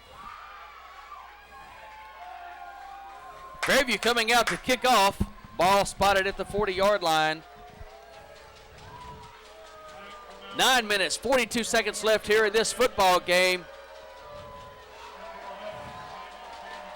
August 29th, 2008. Kicking off for the Yellow Jackets is Caleb Duke. Fairview tends to angle the ball with all their kickoffs. And they're doing the same thing, a high lob kick down to the 17-yard line, picked up by number 44 of Mount Pleasant. Tyler Moorman. By Moorman. Mormon says, no, sir, baby, you're not getting by me. He's brought down at the 17-yard line to keep the momentum in the black and gold side of the field. Number 44, Jed Davis, catches the ball. He thinks, wow, I could just turn right, go across the field. But Mormon says, no, let's stop right here at the 17. Tyler Mormon with the initial hit. Isaac Hewlin, 2 seniors, cleaning him up, making the stop down there on that kickoff. Good play, Fairview Yellow Jacket kickoff return team, or kickoff team, excuse me. Mount Pleasant takes over. The Tigers first down, 10 yards to go, 17-yard line. Yellow Jacket defense has forced the hand of the coach to bring back in the original quarterback, David Brown, who is a senior for the freshman Smith that did a good job, but Brown also did an excellent job when he was in the game early. Brown throws the ball behind the receiver, caught by the receiver, but behind the line of scrimmage, it looks like it's going to be a loss of 1, maybe 2 on the play, even though it's a reception. Loss of 2 it is, second down, 12 yards to go. I don't know if it's just me, but you get a little score, you get some momentum. The players look a little faster now, don't they, Kevin? But they've got to sustain it. They've got to sustain it and get that ball back. Those golf analogies with the cellophane and the low liner, the bladed shot, they all sound like my golf game. Second down, 12, Tigers. Yellow Jacket defense. We had a twitch. Mount Pleasant looked like a play. We have a false start. Tigers moving back 5 more yards. They're rattled, Tim. They're rattled. It's going to be second down, 17 yards to go for the Tigers. The crowd is totally into it. As you saw earlier, as the cameras span the Yellow Jacket crowd, they're up, standing, screaming, yelling. They're wanting to keep this momentum going for the Yellow Jacket team. They want this Jacket team to shut them down on offense and get that ball back with good field position. Close this ball game out in the fourth quarter. Brown under center, steps back, the senior from Mount Pleasant. Toss sweep to the left side. He's going to be hit immediately by the Yellow Jackets, and it's going to be a swarm of the Yellow Jacket team. Takes him down right across the 10-yard line at the 12. I believe it's only a gain of 1 or 2 on the play. Third down, 15 yards to go for the Tigers from Mount Pleasant. Third and long. It'll be interesting to see what Mount Pleasant comes up with. Are they going to, as I said earlier, they're kind of an aggressive team. They take some risks, but I don't think this coach will do that right now. Big third down play for the Yellow Jackets. Fake handoff. Brown rolling to his right side. He's got a receiver down the field. Oh! By the Yellow Jackets. Mormon almost got that ball. If he would have, you would have seen nothing but 6 additional points flash up on the scoreboard. Yellow Jackets keep the momentum going. Fourth down, 15 yards to go for Mount Pleasant. Ortega's going to be back in the punt formation. Good defensive series by the Yellow Jackets. Need a good punt return effort here. Well, Tim, as we talked about during the halftime and at the start of the third quarter, things can change. High school football, college pro momentum is such a major role player in any sport. Right now, the momentum is going our way. Snap back. Ortega kicks a low line drive. Fairview, they are on top of it. He tried to squib kick it from the punt formation. The Yellow Jackets stay home. They knock it down, get on top of it, inside the 20, at the 15-yard line. First down, 10 yards to go, Yellow Jackets. Did he just miss the ball? He caught the top of it. It's one of those golf analogies. He hit a low liner. It caught a Yellow Jacket player, fell on it. In golf, they call that the yips. They call that a lot of things. First down, Yellow Jackets. All the momentum in the world. Let's keep the momentum, guys. Come on, Jackets. Come on, Jackets. Snap back. Hand off right side. Payne. One. Two. Boom. Into the end zone. Touchdown. Yellow Jackets lead. 13-10. Defense brings the thing to the field for the offense. Offense says, okay, we'll take over. Man we'll get it into the end zone. Touchdown, Payne. Got a player down for Mount Pleasant. Number 24 down on the field, Quantez Martin for Mount Pleasant. Quantez, I think, was trying to get his arms around Payne or trying to get to him, and Payne said that He decided he'd rather just cross the G and get into the end zone and put the Yellow Jackets ahead. You know, Kevin, we've seen a lot of football over the past couple of years, and when we weren't calling the game, watching them as fans, those low center of gravity runners, in the fourth quarter, they start breaking tackles and running through players. Terrence Payne ran through at least 3 players on that touchdown run. Well, last week Payne scored 2 touchdowns. Tonight he's matched that output with 2 additional touchdowns. Last week, looking at Terrence Payne's numbers, he had 13 attempts for 48 yards with 2 touchdowns. We need to get this extra point in that defense. That Fairview group of players out there, led by that group of seniors, they need to close this ball game out. The Mount Pleasant player hopefully just had a small cramp, able to walk himself off the field. Yeah, it looked like they were working on his leg there at the end. And I think what happened was Terrence Payne made a move on him, and he grabbed him, and he just couldn't hold him because of the strength of Terrence Payne. And that's when you have that stress late in the game in these warm nights. That's when you get those cramps. Johnson in to hold. This is a big, big point after for the Yellow Jackets. A 4-point lead is much better, of course, than a 3 just because of the way the points add up. It's a totally different mindset. They've got to score a touchdown to beat you versus a field goal to tie. Ball set down, kick up and away, end over end. The It's hit, good. Bob. They look at each other. The hands go in the air. It's good. 14. Yellow Jackets, 10. Tigers. The Yellow Jackets in this fourth quarter, Tim, have come out with fire, and they are taking it to the Tigers of Mount Pleasant. You know, Kevin, this second half on offense has really been a different Fairview team. They've opened it up a little bit, and they've come off the ball a lot faster. Frankly, in that first half on those 14 plays, they looked a little lethargic coming off the ball. And now the coaches have called some plays. They've got these boys excited. They've got them believing in themselves. They know they can win this ball game. With this group of seniors, we have a good opportunity here. Let's close it out. They deserve it. 7.5 minutes left in this ball game. The Yellow Jackets take their first lead of the night on the second touchdown run following a very interesting punt from Ortega of Mount Pleasant. He kicks the ball. Johnson's waiting back around the 50-yard line to receive it. The ball literally never gets more than 2 feet off the ground. Hits a Fairview defender. Fairview falls right on the ball. They get it inside the 20-yard line at the 15. Payne takes over from there. Touchdown. One-play drive. You like that? You don't mind not running clock in those situations ever. Caleb Duke now in to kick off again for the Yellow Jackets. He kicks this ball high. Oh, short down to the kick. You don't 40-yard want line. that. Called for a fair catch at the 36-yard line and made by number 8 of Mount Pleasant. Very smart play that time by Mount Pleasant to call for the fair catch, because that takes all the power out of the Yellow Jackets' hands. And that was Tay Robinson of Mount Pleasant that made that fair catch call and catch. Well, I guess that high kick takes the kickoff return out of it, but it gives them fairly good field position. I would have rather had him kick it down that right side or defensive or offensive left side and force him to kick it back and get that good defensive field position for ourselves. Yeah, Tim, the last time they kicked it down inside the 20 on the similar type of play and were able to stop them inside the 20, this is, 36-yard line is really good field position for Mount Pleasant. All right, that defense needs to turn it up a notch and get this ball back. Brown back in the game again as quarterback for the Tigers. David Brown takes the snap back, rolls to his right. Defender running, trying to get in.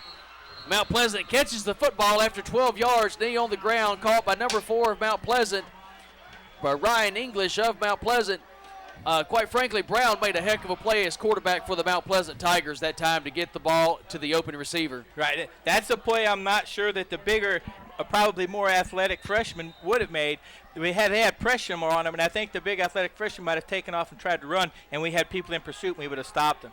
Smith is back in the game, taking Brown's spot at quarterback, so the freshman is back in. The more running, athletic-type quarterback, it appears.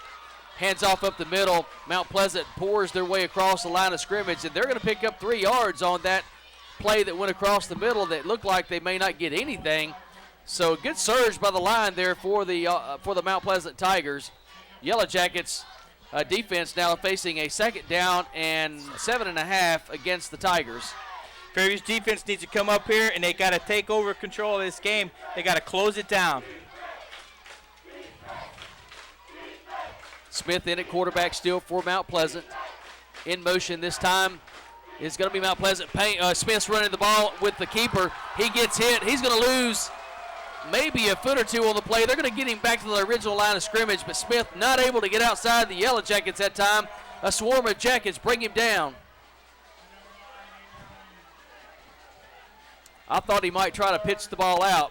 Brown coming back on the field, and he just doesn't seem to be moving like he did the first half. I don't know if he's got a calf strain from a cramp earlier, but he's playing on sheer guts out here, this quarterback, number 1. Yeah, that time Smith himself actually trotted off the field a little slow. He looked a lot faster earlier, but the Yellow Jackets looked tons faster in the second half. They've really picked up the pace. Brown in at quarterback. He's going to try. It's obviously going to be a pass play, I believe. Goes back to throw the ball. Little hook pattern. Pressure on him. Got to get pressure on him. Pursued by the Yellow Jackets. Nobody out there. To the outside. He's going to get the first down. Barely. He crosses just past the first down marker by about a foot. But it is going to be a Tiger first down just outside the 40 at the 41-yard line. That's what that senior quarterback gives you, Kevin. He looks over here. Fairview has it shut down at the point of attack. He looks and he sees nobody from Fairview on the defensive left side of the field, and he takes off and runs for the first down. Tim, I think you're right earlier. He is cramping up because as soon as he got hit and went out of bounds that time, they're over there working on him, trying to stretch him out. And as soon as he hits the ground, Smith comes back in to take his place. The Smith and Brown show at quarterback for Mount Pleasant. In motion this time, Mount Pleasant again, handoff. This time, looks like Webster got the handoff. Knee hit down here behind the 40. I thought it went down too, Tim. Good catch there. Good eyes. That was Webster that got the ball. And Mount Pleasant players are cramping up. It seems like every other play, a Mount Pleasant guy is going down with cramps. And that happens. Last week, Fairview had quite a few players cramping up over at Page. This early season ball games, this Tennessee heat and humidity, you know these players are in great shape. They're just out there playing hard, and that's going to wear you out. 5 minutes, 10 seconds left while we have the injury timeout. Mount Pleasant driving. They're into the Yellow Jacket territory. They have it 2nd down, 9 yards to go. Ball spotted right on the 40-yard line. 2 plays ago, again, guts and grit, quarterback for Mount Pleasant, number 1.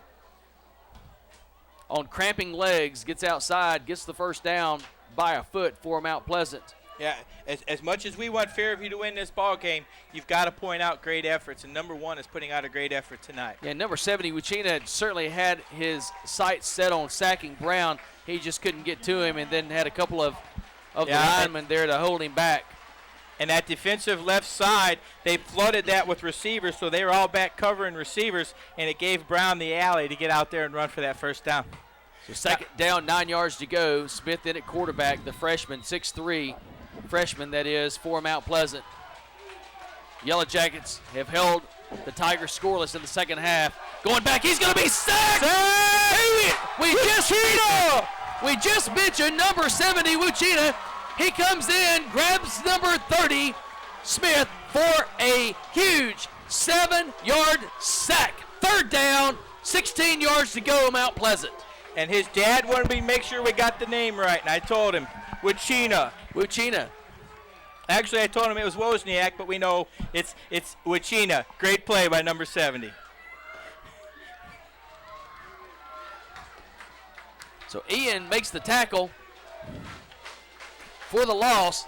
He busted right through the line. That's twice in a row he's done that. Brown was able to get away earlier. Smith was not. To bring the senior quarterback back in Brown for this big third down play. 16. Going back to pass. Get him. Watch the screen. Pass. They have the screen pass set up, but the Yellow Jackets haven't defended a 6-yard gain, but it's going to be 4th down, 10. Clock goes under 5 minutes. They got to go for it, Kevin. It's under 4 minutes now. 3:55 left in this football game.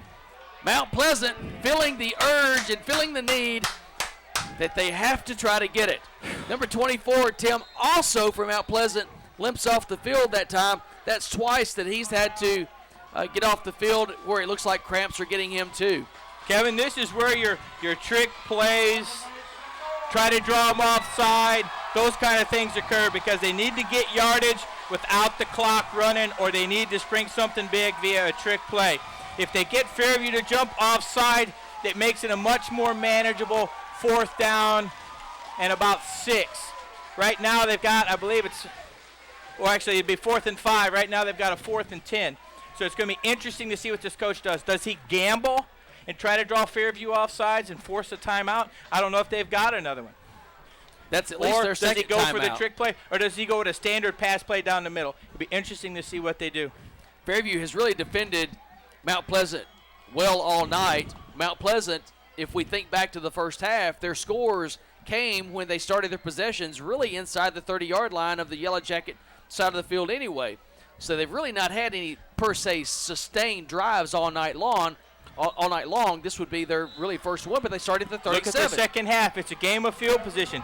Fairview's had it the second half. Mount Pleasant had it the first half. And, Tim, we've really, at this point, no matter what happens, the coaching staff of the Yellow Jackets have done a tremendous job in the second half. Coach Whitefield, Coach King, Skelton, Smith, Butler, Shelby, Streisel, they've all got this team ready to play here in the second half. They see something they don't like, so the Fairview defensive unit calls a timeout here before the play can be snapped. Fairview calls a timeout? Fairview is what they just motioned Fairview for a timeout.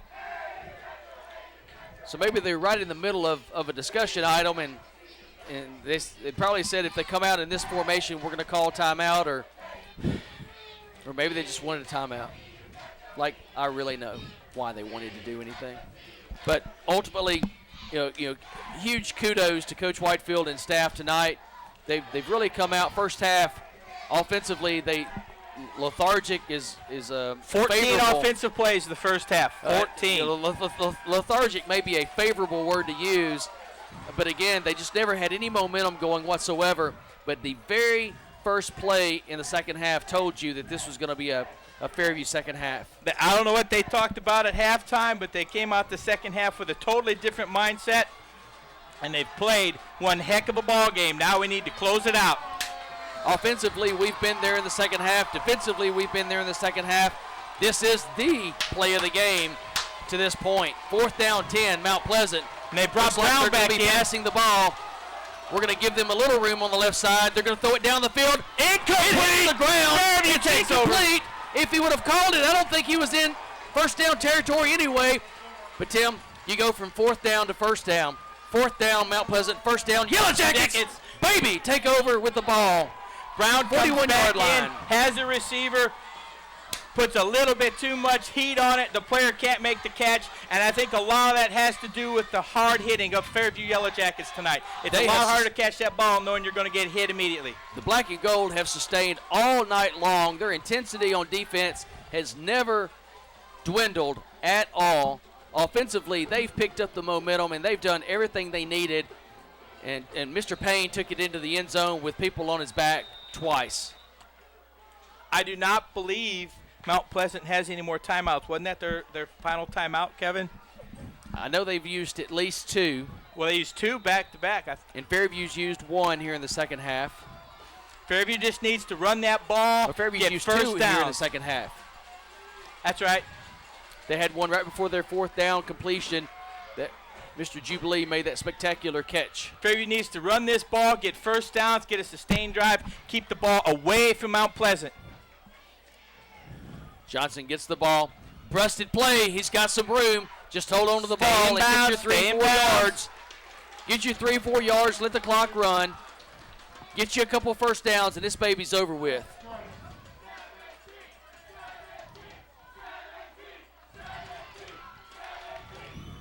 Jubilee gets the play from the coach, runs back out on the field. Wispy having some trouble with the clock again. 3:25 left in the game. The officials are huddling up. I don't know if they're going to run extra time off the clock. I'm not real that clock, sure. I was watching the clock. It looked like it started awfully slow. Tim, there actually must have been a flag on the play that we didn't see because they moved the ball back 10 yards. Must have been a hold. So that would.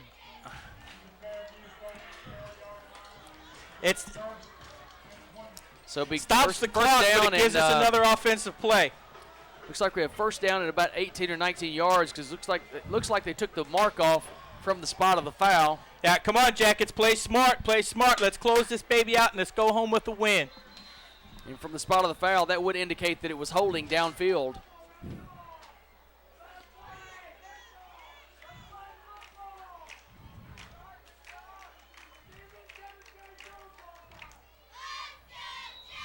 That's just the official. The official motions the clock to start.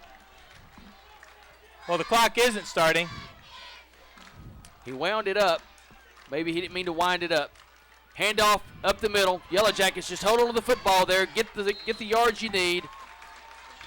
Gain up to the 40, 1 yard short of the original line of scrimmage, so it's going to bring up second down and 11 for the Yellow Jackets. Clock is winding down. Close to 3 minutes left in this football game. The Yellow Jackets with a 4-point lead, 14-10. They've scored all of their points here in the fourth quarter. 2 rushing touchdowns from Terrence Payne.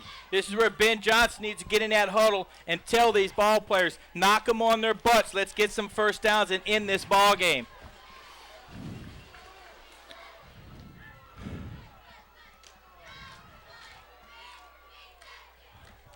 Fairview letting the clock wind down. Take the snap back, hand off to the left side. A little running room across the original line of scrimmage up to the 45-yard line. Mount Pleasant, I believe, is going to use their final timeout. Brings up a 3rd and 7. We can get this first down, Kevin. We can get this first down. We certainly can. Let's give this offensive line kudos for hanging in there tonight. 55, 63, 56. If you're the coach, the first thing you should tell these guys is congratulations. You've played a heck of a game. The second thing you should tell them is let's close this deal. Offensive line, right now, dig deep, knock these guys on their heels. Let's get a first down and finish it. Let's throw names out there with these numbers. Sometimes these linemen don't get the credit they deserve. You've got number 63, Zach Beard, that we mentioned earlier. 55, that's Dustin Jones, Beard, that we've called. 56, Ryan Collins, that's out there. Got Dustin Jones, number 55, out there. I see him.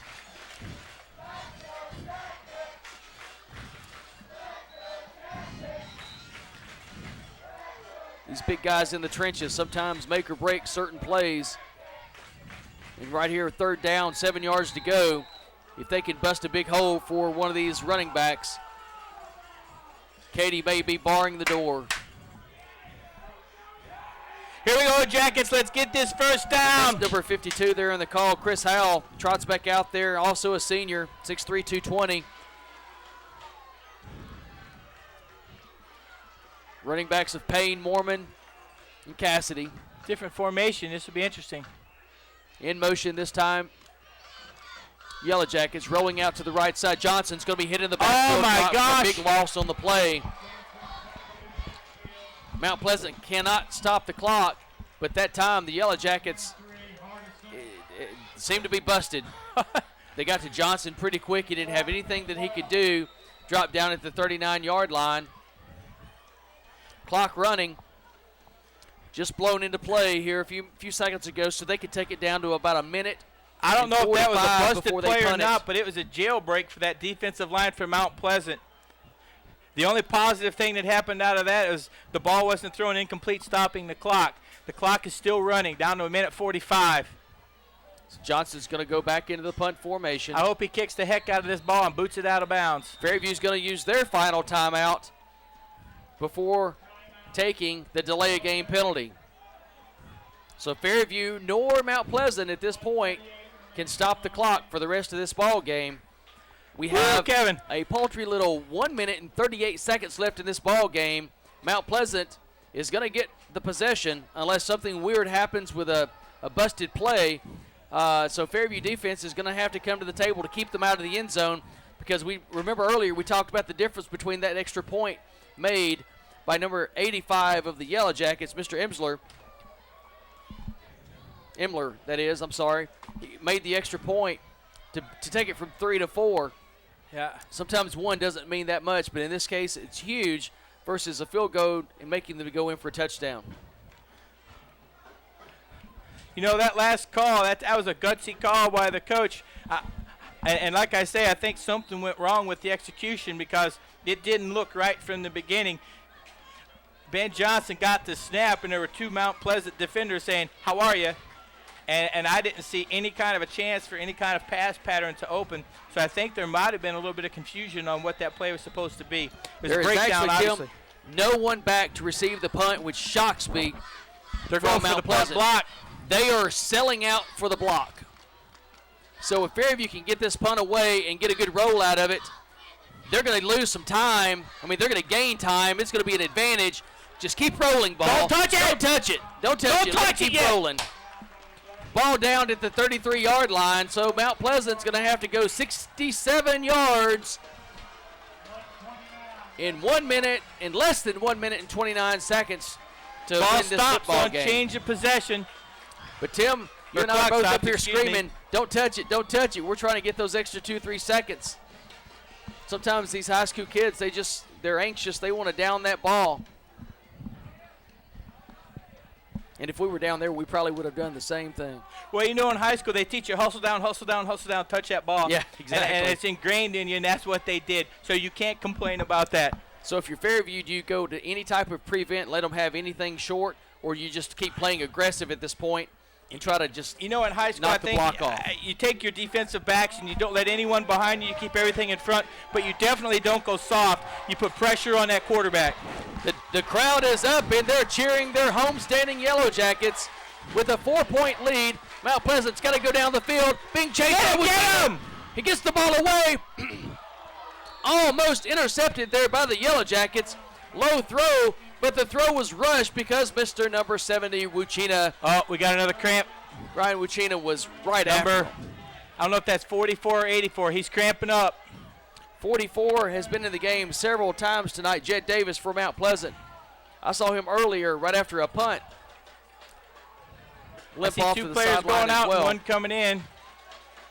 There's your big boy you talked about earlier, number 88. Oh, they could be trying an alley-oop over Daniel Raines. They got about a foot. They got a foot difference. So they have Smith, 6'3", and 6'5", on the outside. Brown going back to throw, goes to the other side of the field. Incomplete. Ball goes through the hands of number 4 for the Mount Pleasant Tigers. Ryan English couldn't haul the ball in. They were so trying to get these two big receivers over here on the defensive right side, get Ben to cheat over, hit that receiver number 4 on the right side and let him make a play. Two quick plays, two quick passes that go incomplete for Mount Pleasant. 3rd down 10. 2 more plays, gentlemen, and let's call this game a night. The bad thing about incomplete passes is they stop the clock. The good thing is they're not gaining yardage, obviously. I'll take 2 more of those incompletions. That's right. I'm sure you will too. 3rd down 10. Brown back to pass. He's going to be rushed. He's going to be looking for him. Don't quit. Go get him. Go get him, baby. The clock keeps running. The clock keeps running. Brown goes down. He is sacked by the Yellow Jackets. They pursue and they achieve. Was that big Zach Beard that got him? 50 seconds and counting down. 4th down 14. Last play for Mount Pleasant unless Watch a the quick miraculous snap. catch Be ready, Fairview. Be ready. The defense is ready. The offense for Mount Pleasant gets the snap. Brown goes back. He throws the ball down the field. And it is Fairview. Fairview will come away beating Mount Pleasant for their first win of the year. Mount Pleasant with 2 heartbreaks in 2AA to Lewis County last week, to the Fairview High School Yellow Jackets, who come back in the 4th quarter and break their hearts this week. Fairview takes over, 2 snaps away, ball game over.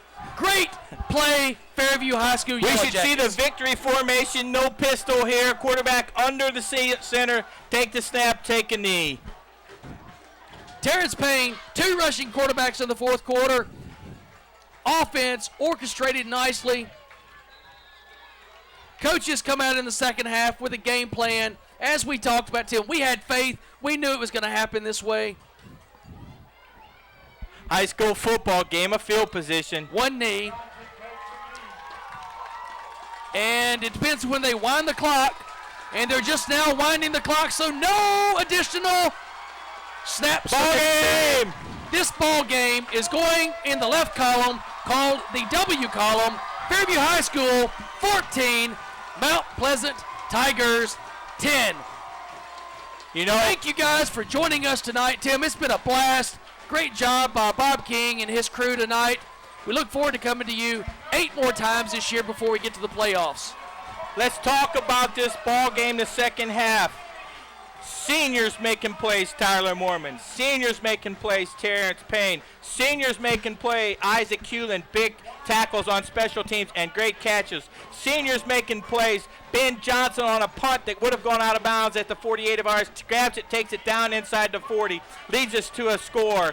You got senior leadership taking control of the game and bringing this game home for a victory for Fairview. Good job, seniors. Good job, Yellow Jacket football team. Good job, coaches, for firing them up at halftime. Good theme for the year, seniors. Let's keep it going. Let's get a win again next week. We'll see you guys next week. Thanks for joining us. Goodbye from Fairview High School. This is Kevin Anderson and Tim French. We'll see you next week. Drive safe.